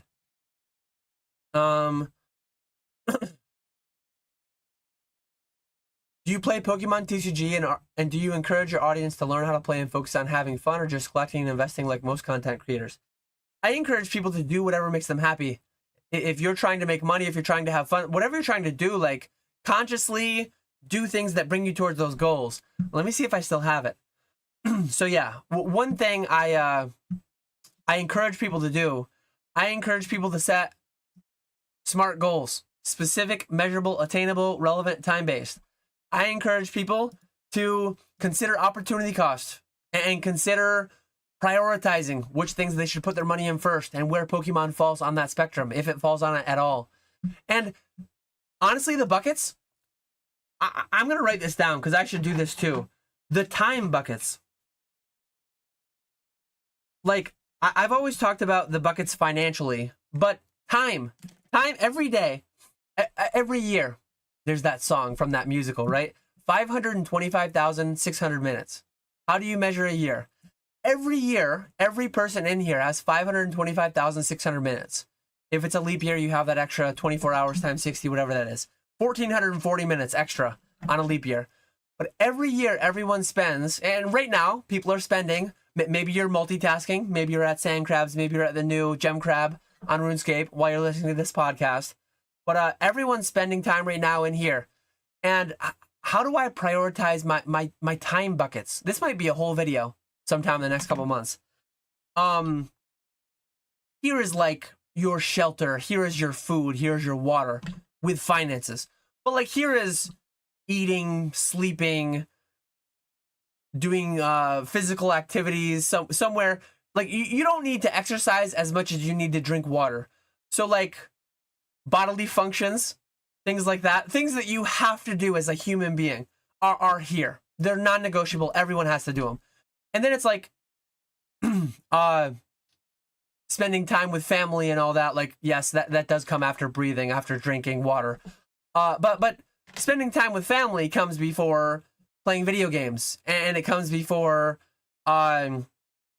reading a book, and it comes before, like, it'll be interesting. I'll have to flesh that idea out. I'll have to make not really a retirement wrapper, but just like a day-to-day wrapper of, and depending on where you're at in your journey, I'm self-employed, I'm my own boss, so I can choose for many people watching this now, you have the decision made for you that you have 40 hours a week that you have to go punch a clock and you have to be in there. And maybe you have to add 5 hours of that for your commute. 30 minutes a day each way, so an hour a day. So there are certain people that, like, one of their second or third bucket, like your second bucket would probably be work. And that might have to come before family time. I'm in a scenario where, like, there's a minimum. There's a certain, like, maybe it's 20 hours a week that I have to do my consigners, my messages, I'm tied down to that. I have to do that, or the business starts falling apart and I stop making any money whatsoever. But that first 20 hours of work, that makes a much higher hourly rate than my next 20 hours of work. So certain weeks, I don't opt to put in the full 40 hours. Certain weeks, I stop at the 20 that I have to put in, or maybe 10 that I have to put in that week. Certain weeks, maybe there are certain weeks where I have to put in 60 or 80 hours to get everything done. That's rare these days, though. I've set up my ways to, I've set up my situation to like minimize the amount of time that's required. Let me continue on though. That was an interesting, but I got like really deep there. If you want to learn Pokemon TCG, like learn it. I think it's a good underlying thing. I think it's good for the hobby. I think it's good for having people actually use these things for their designed use, for sure. It's good for attrition. It's good for all that stuff. I am 40 minutes behind in chat. I'm going to try catching up. I saw Michael was saying something. I'll try to grab it before it's 40 minutes late. Michael said, Dan, you're backing up exactly what my question implied. I think I'm one of the few people who actually reads between the lines of your content. Okay, I did not mean to be like calling you out. Clearly, I must have misunderstood what you were saying. But if we're on the same page, then that's great. And if we're not on the same page, that's entirely fine too. Like I'm entirely fine. I think a lot of the most interesting conversations happen when people disagree. That's why I took your comment, and that's why I kind of went further with it, because I thought we were having a fundamental disagreement on something. Let me go back and reread it if I can find it. So Michael Duck said, Dan, you're backing up exactly what my question implied. I think I'm one of the few people who actually reads between the lines of your content. And the original one was low % chance of something happening is just absolving yourself of when the opposite of what you think will happen does, and can therefore fall back on, I didn't say this would happen. So maybe you're saying that other PokeTubers do this, and then I don't really know. I'm a little bit sleep deprived this week. I've been staying up till 2 in the morning. I've not been getting up super early, but I've been getting up at 8, a little bit after 8 to go to the day camp thing, and then working till 2 in the morning to get everything I need to get done. But whether we're in agreement or not, I think it was an interesting conversation. Either way, I meant no disrespect if we were in disagreement. And if we're in agreement, that's great. I'm sure there's people in here that don't agree. Either way. Vintage is finally getting some of the respect it truly deserves. Vintage has always been king in my book. Vintage is definitely doing well right now.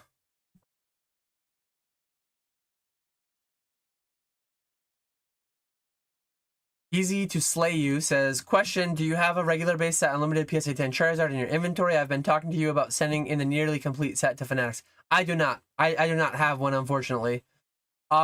If I ever had one, it would be because I bought a raw one to grade it and I got lucky and I got a 10. I would never, like, I guess if somebody offered me one at 70%, I would buy it for 70%. I wouldn't, like, maybe I'd buy it at 80, 85% to just immediately sell it and get the proceeds from a sale. But, no, if I had that card, I'd just sell it. That's not something I would ever have in inventory long term.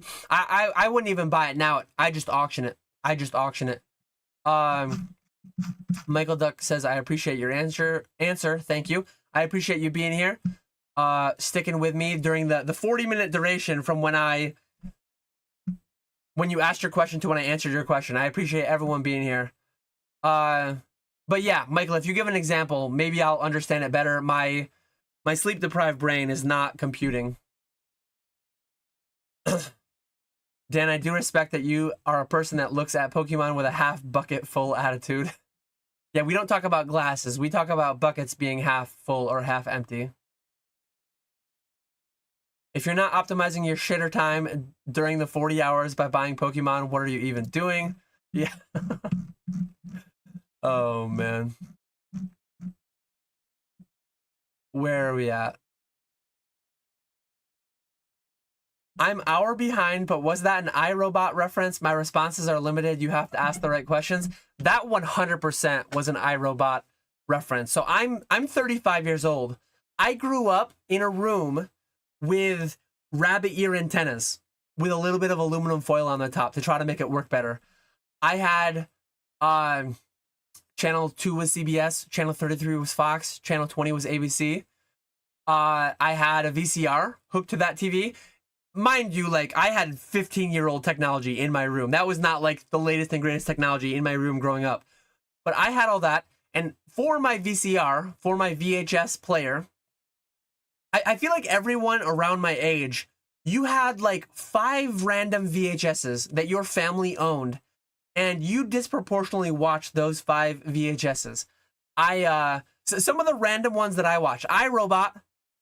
If it was a day that I was homesick, I was popping in iRobot, or I was popping in Triple X, Xander Cage. If you think, what is it? If you think you're free, try walking into a deli and urinating on that, whatever.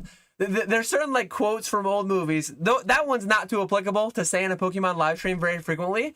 But in iRobot, my logic is undeniable. My responses are limited. You have to ask the right questions. 100%. That's an iRobot reference. Some of the other VHSs I had, I know I'm going like way out in left field here. I'm going way out in left field. But Blank Check. I watched that for the first time with my kids about a month or two ago now. And they liked it. They liked the animated stuff more, the cartoony stuff more. But they liked Blank Check. Talking about what they'd do if they got a blank check. If they had $1 million, they'd probably blow it like that kid did. Like Preston Waters did. Since my kids watch Blank Check, once every week or so, they'll randomly just be like, Damien and Ralph sleep butt to face. That thing from that movie, Blank Check. Oh man, I need to get back onto Pokemon because I'm really going off the rails right now. iRobot got that from Dan actually. That's hilarious. Leverage flipping can definitely make sense. Dan just told me to lever up to my tits. Holy top signal. I started investing. It's been 14 months since I started investing by the pallet with my dad, and I was told that that was a top signal, and all we've done is go up from there. Dan, how long is too long to have investments on 0% credit cards if we making money? Again, for my comfort level, the only thing I would put on 0% credit cards are very, very certain guaranteed flip plays. I've done it in the past. Actually, 10 years ago, 8 years ago, 9 years ago, there was times where, I mentioned this before, 11 years ago, my business was funded with $5,000. Everything I have today is accumulation of that $5,000, flipping, snowballing, and all my thousands of hours of time. I never added more money that stayed, but there were times where I took loans. So I've always been a pretty big saver. I've always had like 3 to 6 months living expenses in a savings account. I've always had like a checking account with a decent amount of money. So years ago, there were times where a flip opportunity came up. Not an investment, a flip. A $30,000 collection. My business bank account only had 10 grand or 12 grand at the time. So I would put 20 grand from my personal savings or my personal checking into my business account, and I would buy it and I would flip it and I would pay myself back. There were times where credit cards were probably used. There were probably a collection here or there where maybe my business had 10 grand and my personal checking only had 10 grand. So I put that 20 in, and then I maxed out my credit cards for the cycle. Like I've had a $50,000 credit card for several years now, and I used to have 10 grand, 5 grand, whatever. So there were times in my 11-year history where my business bank account was sub 5 grand, my personal bank account was sub 5 grand, and my credit card was 40 grand. But like those plays were acted on in the 45-day span that you get to like depending 30 to 45 days you get to arbitrage your 0% interest rate. So that's my comfort level. Some people's comfort levels are way higher for risk and they've done really well. Some people's comfort levels are way higher for risk and they've done horribly. In 2021, some people were buying $1,000 EVs on credit. I like maybe $500 EVs on credit. I can almost guarantee it. And that did not pan out well for them. So it's above my risk tolerance. This Dan would terrify 2022 Dan. I've not even reached my final form. That is a very anecdotal example. Not everyone can get $1,200 cases of Destined Rivals. It's probably some connect, some hook up through the recent restock. You guys created a monster. Dan is on the snow. He lost his damn mind. This is lemon sparkling water, homemade lemon sparkling water. I'm slightly sleep deprived. That might be the explanation for some of my crazy takes.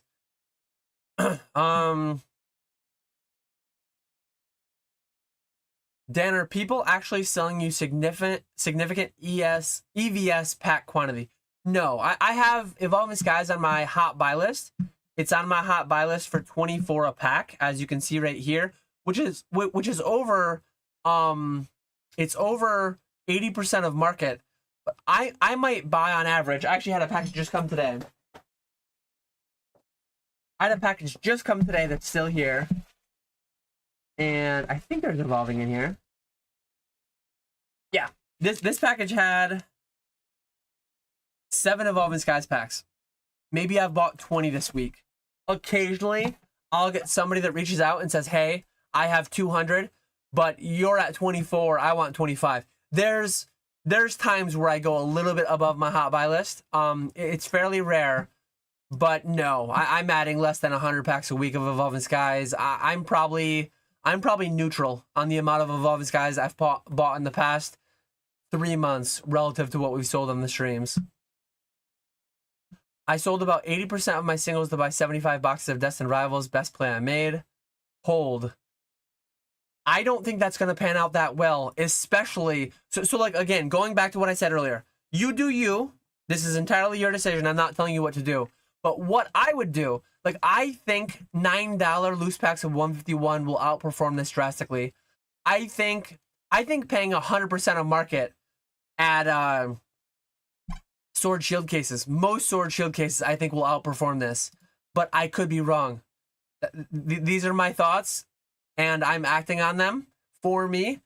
But you might outperform everything I'm doing, for all I know. So I have no clue. Credit card points got me juiced. Niche stuff has been crazy the past few months. Yes.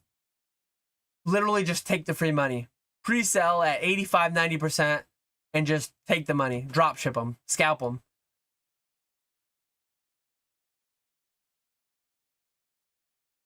Dan, aren't banks amazing? I love dealing with them so much. I hate banks. Travis Cards knows this. Dan calling out Timmy questions. Don't worry, mine are too. I see 7 buckets, Dan, but no beer in them. The hell, man.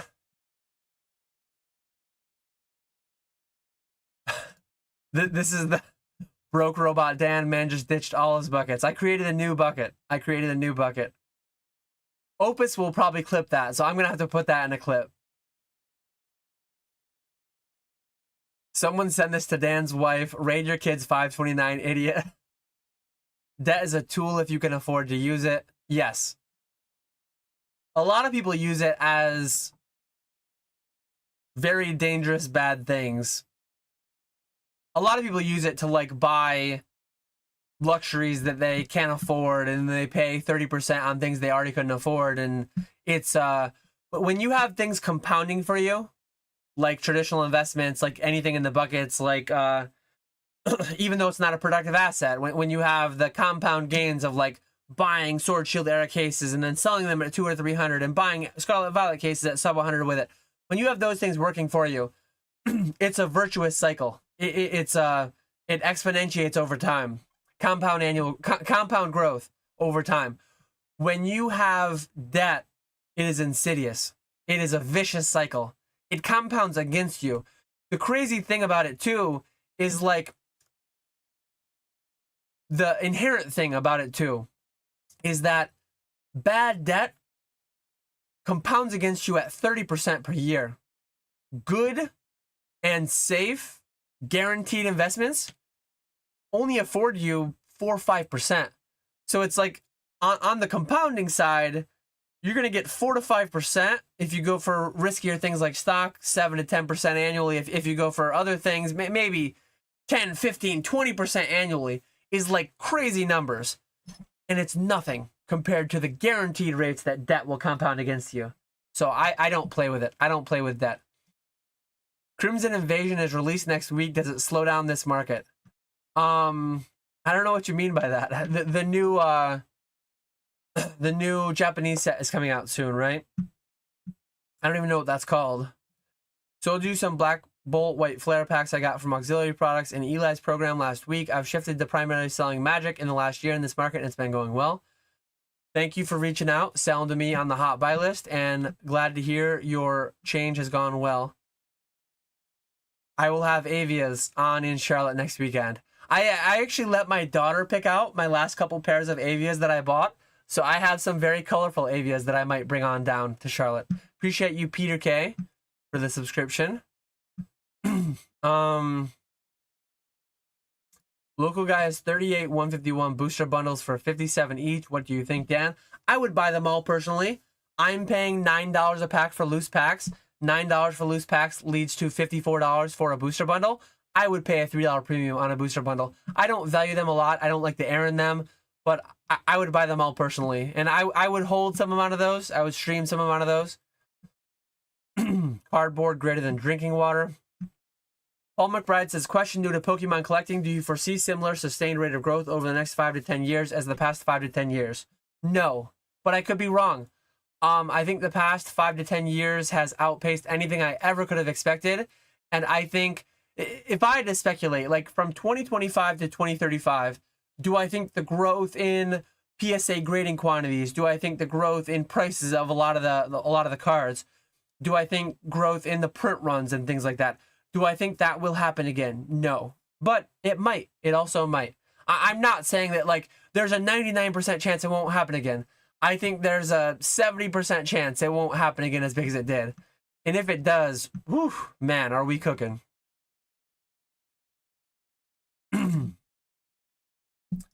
Yeah, I lost the tax exemption. Some people kept it. I don't know what the metrics were. Some people inquired what the metrics were, and TCG Player just said like, no, we're not telling you. Crazy.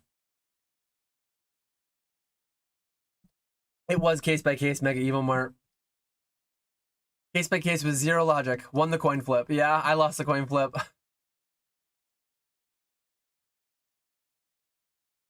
Maybe distribution is the real scalper. Maybe Pokemon is. I don't know. Destin could be 1K in 3 years, and you buying at 300 and holding till then might not even be the best play. That's one thing I mentioned earlier or before too. I think I just had a short go live. Maybe it didn't go live yet, but I clipped a short from a live 2 or 4 weeks ago, and I said Evolving Skies at one point was a $200 box, and today it's over 2,000. Evolving Skies 10x. There are certain people that sold it for 200 that outperformed the Evolving Skies box. There's a lot of people there's people that had $1,000 Bitcoin, however many years ago that was, that sold their $1,000 Bitcoin, and they personally outperformed the 100x that Bitcoin saw because they invested it into building a business. They might have turned that $1,000 into $1 million, actively working towards it, adding sweat equity into it, adding blood, sweat, and tears into it. But that is absolutely true. But again, same arena, different games. Some people work 80 hours a week as a doctor or a lawyer or a whatever, and they make $300,000 a year, and they don't want to buy and sell. They don't want to work. They want to buy it, set it, forget it. They want to stick it in their warehouse and sell it 2 years later, 5 years later, 10 years later. And that's perfectly fine. And for those people, like I still personally wouldn't be buying 300 Destined, but if you truly have just, your buckets are filled and you're making a ton of money and you're truly locking away Destined for 10 years at 300, I like that more than if you're someone that's actively engaging and cash flow's tight for you and you're locking away $300 in Destined Rivals.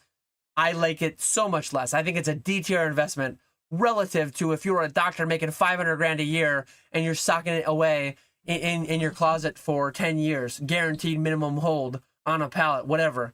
Now it's more like a B tier investment or something compared to the D tier.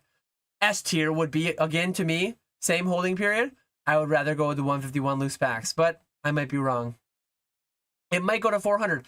I made a call months ago that I thought Destined Rivals would come out over 200. I said I thought it would go above 300 and then below MSRP. And if I get that right, I'm making a thumbnail. I'm going to be Nostradamus, and I'm going to make a video talking about how I was right. And then I'll talk about how I was right when it's $1,000 in 5 years. You called it $50 a pack of 151. PokeVault posted a video today about how he had a POS charge back $7,000 worth of packs he sold to him. Have you ever had someone scam you on that scale? I've had chargebacks. I've had issues to the tune of thousands of dollars, but most of my things are done through like eBay. Most of my things are done through Fanatics. Most of my things I've been able to get solved because I've had a long-standing relationship with a selling platform, and they've eaten it, or they've gone back and they've got it from the people. So presumably he's selling through Shopify or something. Shopify is so massive that like whatever amount of sales PokeVault is doing, it's probably nothing like for Shopify. So they're probably just like, yeah, we're not going to eat that. You're going to eat that. Tough luck for you. Unfortunate, but I've had people attempt it, and I think the worst I've ever had is like definitely a couple $1,000s here and there. I don't think I've ever had $7,000. That's quite a bit. I have cards in my Fanatics Collect vault. Can I transfer them directly from the vault to yours for consignment? If so, will there be any fees for either of us associated with that transfer?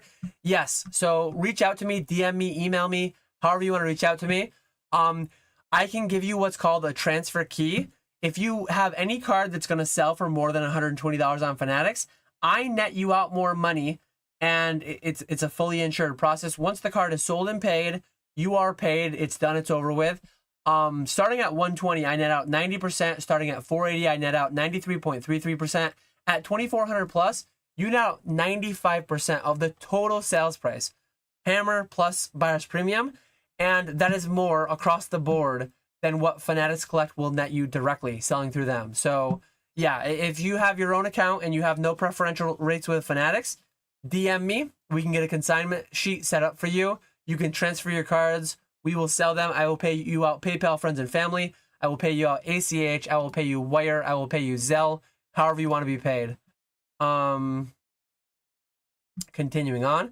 I'm going to try to speed up and try to get caught up so I can go to bed at some point.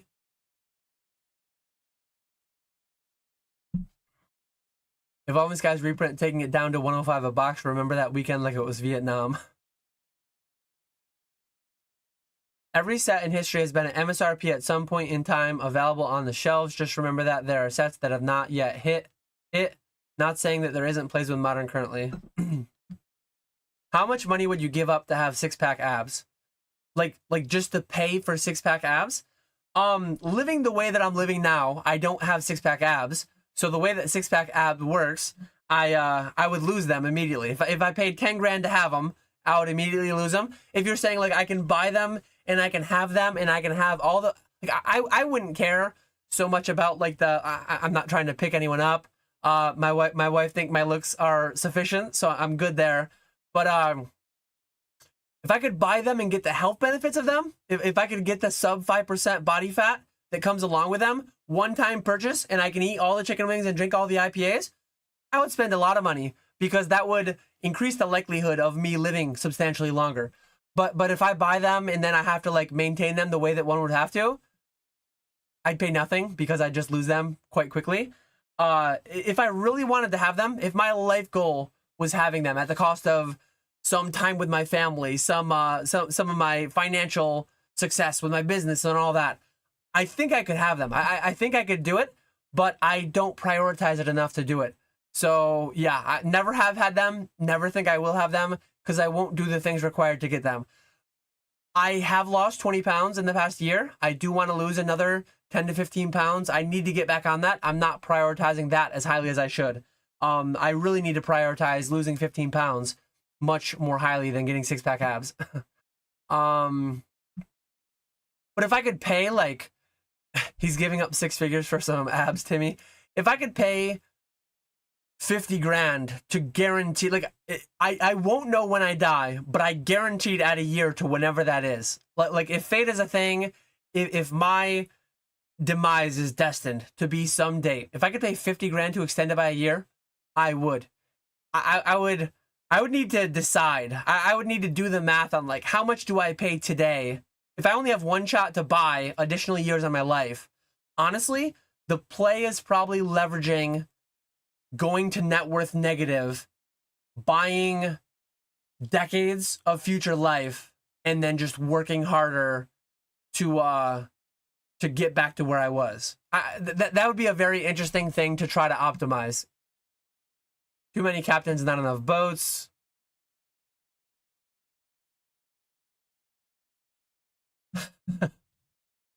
Wow, didn't expect a Rent reference tonight. Yes. 525,600 minutes. I've never even watched the musical. I don't know why, I don't know how. Is that song in a movie or something? Obviously, it's in Rent, but I feel like I'm aware of the song from somewhere else. That song 15 years ago somehow got on my iPod, and I'm aware of what it is and where it came from because it was on my iPod Touch that I had back in college. 15 years ago? Yes, 15 years ago.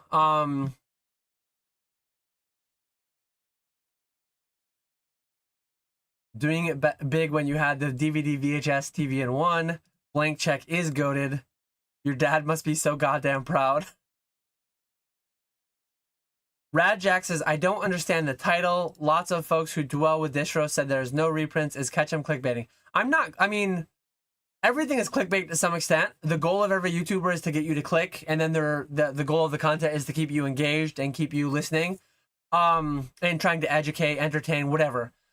I asked a question in my title. Will reprints bury us? Within the first 5 minutes, 10 minutes of the live stream, I answered, no, they will not. I got a little cheeky, and I said if I laid on the floor, I think they physically could bury me. I went through in the first 10 minutes of my live stream every single reprint that I got this week. So, no, it was not clickbait. I actually followed through and I talked about what was in the title, and I answered the question that was in the title.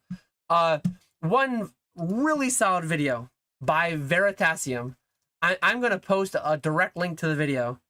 Clickbait. It's called Clickbait is Unreasonably Effective.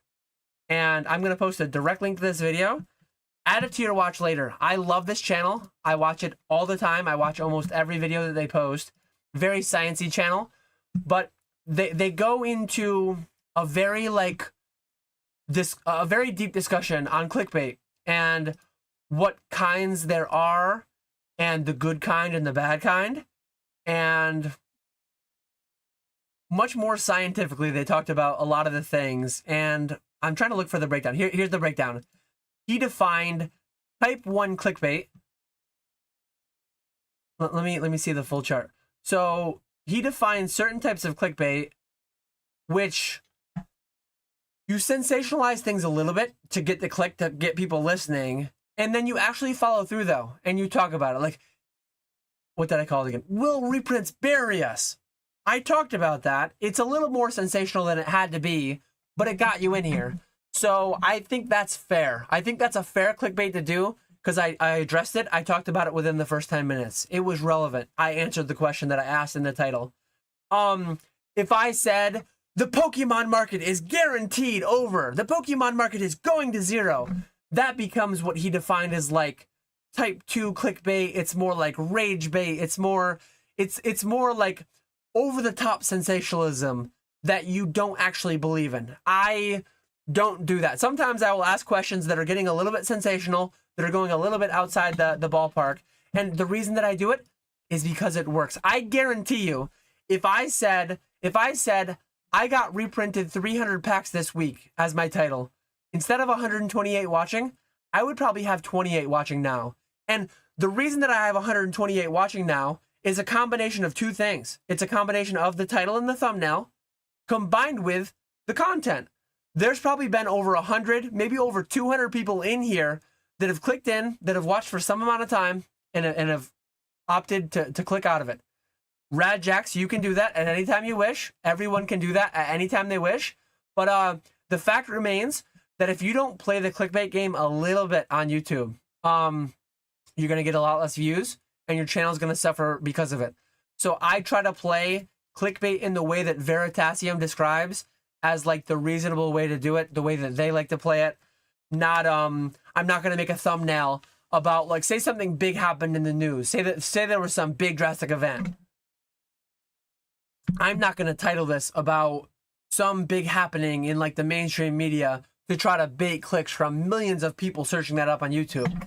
I'm talking about the Pokemon market. I'm answering all those questions quickly, but it's a really interesting, like, almost moral and philosophical question about how much you should and how people decide how much of that they go into.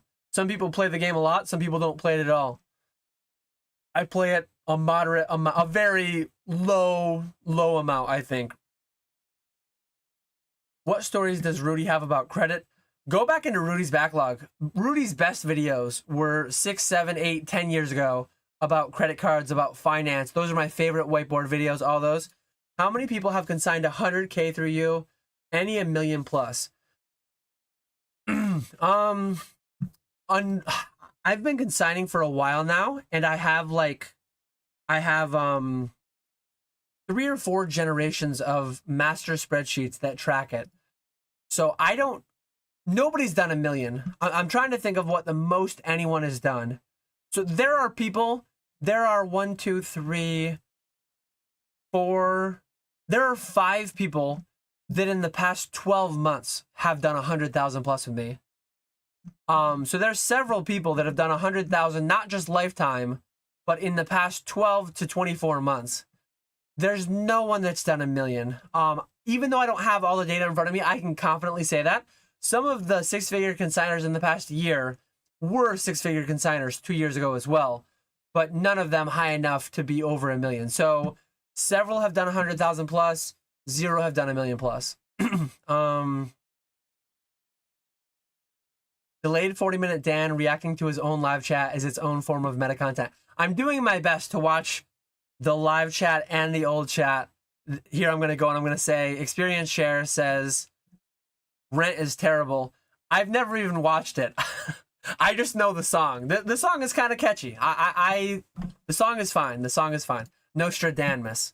We will get that video if and when Destin goes under 200 and then over, or under MSRP and then over 1,000. Tony, King of the Ozone, only buys Prismatic Evolutions. I like Prismatic Evolutions a lot. I want to have a lot of it. I think there's a time in the future where Prismatic Evolutions will gap up from 10 to 15 or 20 seemingly overnight.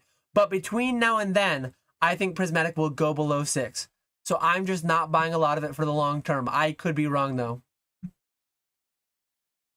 2 Sam's Prismatic bundles for 3 151 booster bundles. Who wins the trade? I like the 151 booster bundles better because I think there's just a lot more time on Prismatic. I think there's a lot less time on 151. I like 151 as a set better as well. If y'all aren't looking to hold Evolving, Fusion, Prismatic, 151, and Destined for the next 20 to 25 years, then you might be a sissy boy. 20 to 25 years is such a long time. 25 years ago, I was 10 years old. Like, nothing that I thought about 25 years in the future, 25 years ago, happened. Luke A., how long have you been in the hobby? Making such a bold, brash statement. I'd be interested to know. I've been in the hobby 11 years, and there is little to nothing that I've held all 11 years. But as I say that, I kind of agree with your sentiment. I kind of agree with the sentiment, ironically, because I have some of all of those things on pallets that I am forcing myself to not touch until 2030. When 2030 comes, I'm not going to liquidate them all. I don't intend to liquidate them all. I want to sell some amount of them, half of them, a quarter of them, a third of them. I don't know. We'll see. But I want to have some Scarlet Violet cases in 20 years. I used to say I wanted to have my XY for 5-10 years plus, and I didn't. But this time around, I'm going to try to. A lot harder. Destined Rivals could easily be $400 by the end of the year if we don't get a booster box reprint before then. Absolutely. Destined Rivals could be a $500 box by the end of the year if we don't get a reprint. Let's go bigger, the Experience Share. I've gone too low in the past, as you know. So I'm going to say Destined Rivals could be a $500 box by the end of the year. I don't think it will be, though. So I'm not betting on it, but it could be. I know that it could be. Then if you're right on that call, break out a cigar and channel your inner Schwarzenegger saying you don't take no shit, I do what I want, and have your pallets in view. Yeah. People saying how Destined Rivals is generational. ZZZ, bro. People were saying, like, how many people are in chat right now? Let me minimize this. So there are 134 people in chat. some of you don't know this. I would wager over 70 people. Let me do a poll. I'm going to do a poll. How long have you been here? Where do I do a poll? Right here. Engage with your audience. Start a poll. How long have you been here? I'm going to make the cutoff 2 years. 2 years or more. Less than 2 years. So I'm going to do a poll. I would wager that if people are being honest, over 50%, I think drastically over 50% of people in this live chat have been here for less than 2 years. So I'm starting the poll. We'll see what happens. I don't know if people will be honest or not, but we'll see. I would wager the poll will be over 50% have been here for less than 2 years. I'm going to give you a little bit of a history lesson. There were people, I promise you, I was there. Some other people in here were there. There are people that were saying Vivid Voltage was going to be generational. There are people that were saying Shining Fates was going to be generational.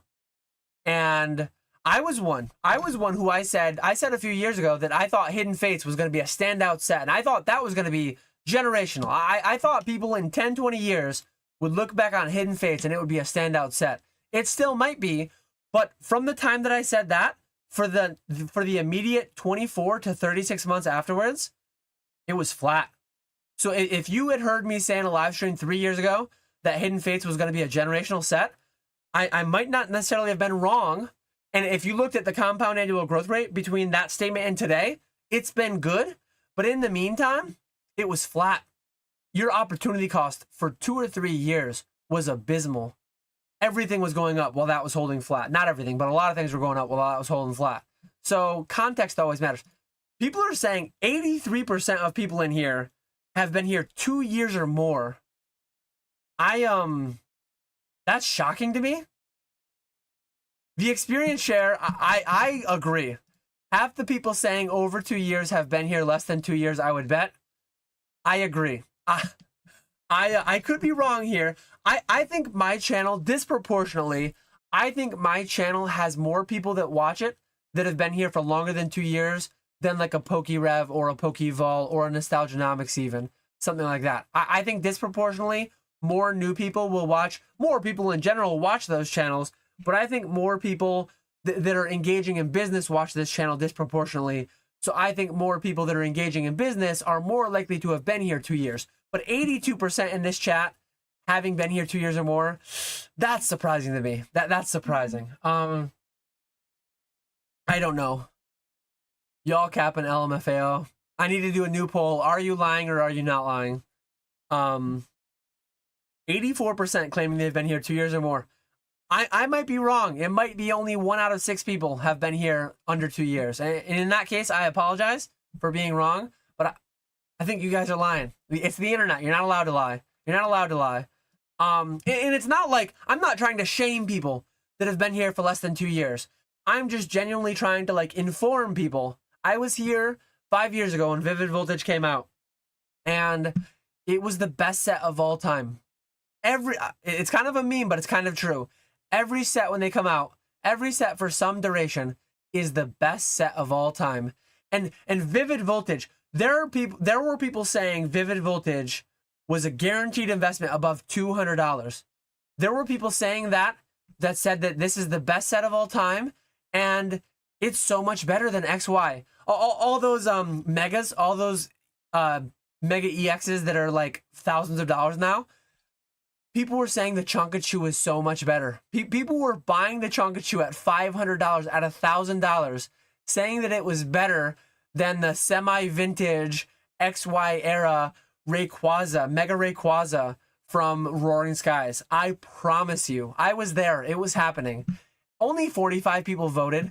So to be fair, maybe more of the people that were here less than 2 years. We only have 45 votes out of 138 people watching. That's crazy. Why is the voter turnout so low? It is your duty. I know not everyone is an American citizen, but it is your duty as a live chat participant to vote. Make your voice heard. I think disproportionately people who have been here 2 years or more are voting. That's part of it too. Maybe it's not so much lying, but there's 100 people who haven't voted almost. There's 100 people, and I think you're less likely to vote if you have been here less than 2 years. I think so. There's two things happening. Some people are lying, and there's also a bias in our sample size. So the whole thing is 134 people. Our sample is only 53 people now of that. So our sample is biased towards people that have been here 2 years or more. Let me jump back up though and continue questions. What if you could buy What if you could buy and flip 6-pack abs to someone else? That is an amazing question. I would buy and I would flip 6-pack abs. I feel like there are certain people on this planet. There are certain billionaires that would pay millions of dollars for 6-pack abs. So if I could get 6-pack abs that I could flip for 100,000, couple 100,000, I would buy them, and I would flip them to some movie star, some billionaire, some like I feel like not to call out his build. I'm not one to call out anyone's build, but I've seen a couple pictures of Elon Musk with his shirt off. I feel like he'd pay a couple $1,000,000 for a set of 6-pack abs. So that would probably be a good flip. Sorry, Elon Musk, if you're watching. I don't mean to be mean. I got my hands on some Furious Fist ETBs, but they have tears in them. How much does this affect value? Does it add credibility to the age? Those are above my pay grade. I had one years ago when I had a complete ETB collection from Plasma Storm all the way to current. I sold them all. I would sell them. I would, given the current market, I would ask last sold. Even if last sold was a minty box, I would ask last sold, and I would say there's a tear, but like the market's headed up, so the discount is that it's the same price. Honestly, that I would do a power play. I would price it at last sold. They would say, hey, last sold didn't have a tear, yours does. My power play move would be, hey, today's price, tomorrow's discount. I would pull out the Rudyism on them. I would say that the next one's probably going to sell higher if it wasn't damaged. So, and I would take offers. I might take a lower offer. That's where I would start, though. That's how I would strategize. I went super hard leveraged into FF, pay off the leverage, then levered up again, changed my life now that they're all paid off for collector's booster boxes. I'm glad that worked out for you, but like, this is one thing I've heard other people say, and I believe it to be true. So, people who do things like this will likely do it again. I occasionally have browsed through the Wall Street Bets subreddit. If you lever up to the tits, as Jackson says, if you lever up to the tits and it pans out, you are someone disproportionately more likely to do it again, and to do it again, and to do it again. And generally speaking, it just eventually doesn't pan out, and a lot of people reset themselves. But one thing, if you do it once and it works, say you did it with Bitcoin, you did it with Pokemon, you did it with Final Fantasy collector's booster boxes, great. One thing that I would do, one thing that I have done, is I have taken chips off the table. I have paid off my house early, even though I know financially that's like, mathematically, it's a bad decision to pay off a 3% mortgage early. But when I was quitting my job to do Pokemon full time, I was taking a leap. I was taking a risk. I've been paid handsomely for that risk. I've made less, though, than I could have had I kept that leverage. I just didn't want to. In case things didn't pan out, I took chips off the table. I'm taking chips off the table every single year. I'm maxing out my 401ks and my IRAs. So, yeah. I am going to close the poll now. According to this, 75% of people have been here for 2 years or more. 1 out of 4 people have been here for 2 years or less. Appreciate everyone participating in that. Only 63 people, less than half of people voted. I think that's a relatively normal voter turnout for like a presidential election. So we got about 50% turnout. Let's see. President Whale Cabal said, I clicked the video because I wanted to hear Lorcana from Dan, and I am very satisfied tonight. But yeah, another thing that I need to say, to be fair to the people who take the risks and lever up, most of your billionaires in life, most billionaires did not diversify. Most people that have the most success put all their eggs into one basket, levered it up like crazy, and went for it, and it panned out. Survivorship bias exists, though. Be careful. These stories are out there. They're very visible. It is very visible. You can go search YouTube right now. You can go search Instagram, TikTok. You can find all the success stories. Search the search the Fortune 500. Search the 100 wealthiest people in the world. It is survivorship bias. There are millions of people that tried similar things and failed. So just, that's why I'd be more cautious, personally. Abs are best made in the kitchen. It'll take you 1 year plus at least. I'm never going to make abs because I like the kitchen too much. Sorry, I've got like something in my throat and my my lemon sparkling water is just about gone. I'm going to be wrapping up pretty soon. This is the longest one I've had in a while and my voice is going. Rudy's casino bond story is wild. I would invest in Final Fantasy play packs because they're high at retail. At any retail, definitely will go up. Thoughts on card cleaning and repair? Maybe algorithm, but I've seen a lot more content about it lately. I've made videos talking about it. I think PSA, CGC, BGS, they can't catch what a lot of people are doing. I don't use it myself, but there's a lot of people buffing out scratches with Kurt's Card Care, and it's kind of a joke. All these grading card companies' stances on it because they don't have the ability to police it. So I'm not participating, but a lot of people are participating, and a lot of people are cleaning cards, and they're making a ton of money doing it, turning PSA 9s into PSA 10s. I don't like it fundamentally as like a collector, as like Collector Dan doesn't like it, but it's a thing that exists, and arm yourself with the information about it. Dan needs to cash me out of my 151 20K pack position. I would pay you $180,000, but I don't have $180,000 liquid as of right now. I would decline buying all of that. I would buy a few thousand though. I would buy some portion of that. Hey Dan, the Chicago Jokers say hi. Hello to Old School and hello to Mr. Walrus. Prismatic better than 151 due to hit rates. Yeah, there are things that make Prismatic better. There are things that make 151 better. All things considered, I like 151 better currently. In the hobby or your channel? Oh, the poll I meant like in the hobby, not on my channel. If it was solely following my channel, it would definitely be higher than 50%. Yeah, my voice is going. I'm gonna have to wrap up pretty soon anyways. The market's showing signs that it's getting better, finding Destin and Black White in some stores around me more frequently on random days. It's nice to see. Glad to hear that. I've been in the hobby almost 11 years. I've been in a little bit over 11 years. 2014 is when I got back in. Remind them what 2 years is. That's a good point. So 2 years ago was, like, my guess is Paldea Evolved. Paldea Evolved was June 9th, 2023. So 2 years ago was between Paldea Evolved and Obsidian Flames. Tons of boxes were available for under 100 a box. Question, how does one become a distributor? If I had $1 billion, could I apply somewhere? Is there some sort of corporate ladder to climb? Is it a who you know type of thing? There's a website. Go on Google, type Pokemon official distributor list. They're all there. Hills, not Hills, sorry. Not Hills Wholesale Gaming. They buy from distros. But ACD, Peach State, Madel, GTS, Alliance, Gold River. There's a lot of them. There's a couple dozen of them. How do you get on that list? No idea. It's probably having a lot of money, being established for a long time in the cardboard space, and knowing some people. It's probably some combination of those. Yeah, other than that, I have no idea. 2 years is, yeah, a little bit after Paldea Evolved.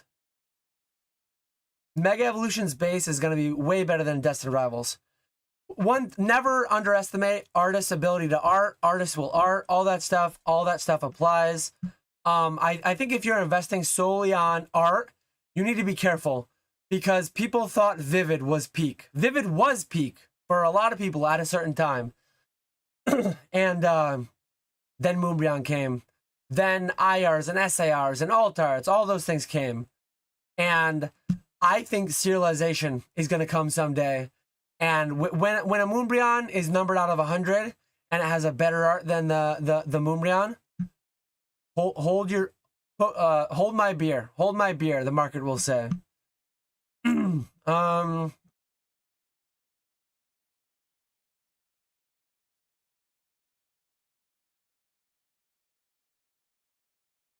Oh, I can't vote until I understand the question. Sorry, I took the question down. Dan, with that low viewer turnover rate, need to pump those numbers up. I've been here since base set if you want to get cheeky about it, but not consistently. I took many years of long breaks more than once. Yeah, I've been here since base set too, but I took a break from 2003 to 2014. So I took an 11-year break and I've been back 11 years. Have you noticed the increase in RuneScape popularity with the content creators focusing on it lately? A lot of people are leaving World of Warcraft for RuneScape. RuneScape is at all-time highs. Old school RuneScape is at all-time highs with current playership, which I love to see. Buying a few packs of base set over a decade ago and then doing nothing in the hobby till surging does not mean you've been in the hobby for 10 years. I agree. Would you say vintage Pokemon cards have tripled than the last boom from Pokemon base to Neos? A lot of cards have tripled in the past year or two in vintage. Yes, not all of them though. Dan, why you always got to be so level-headed? Why you always got to be so level-headed? It just is who I am. I'm programmed that way. We are crashing way past MSRP all the way to 0, folks.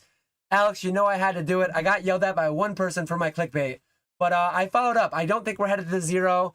I don't think we're headed to under MSRP yet. I think Destin will get there. I think Prismatic will get there. Not every SKU. I think the boxes could likely stay over MSRP. I think loose packs will be able to be found widely available for under MSRP. But I could be wrong, though, too. Dan, where's the future of Metazoo in 5 years? Hopefully they're on set 15 to 20. Hopefully they're still kicking. Hopefully there's a good player scene. Hopefully there's tournaments. Hopefully there's a lot of people building binders, engaging with it, collecting, playing, investing, speculating. But I don't know. We'll see. Thoughts on 151? I like it a lot. I put it on S tier for my July 2025 investments. I'm losing my voice. I'm ready for bed. I'm going to go. I have a little bit more work to do before I go to bed. I appreciate everyone being here. Nice to see you stop in at the very end, Alex. But yeah, hope everyone has a great night. Click the affiliate link below. Go get your free 25 bucks on Fanatics. If you want to consign with me, here are the rates. If you want to know how I invest my stuff, there it is. If you want to know how I set my goals, I set SMART goals. If you want to sell packs to me, there it is. Check my description for every Monday. Every Monday there's a new hot buy list. There's all my shout outs. If you enjoyed the video, if you enjoyed the live stream, feel free to like and subscribe. And with that, I will catch you all later. Have a good night.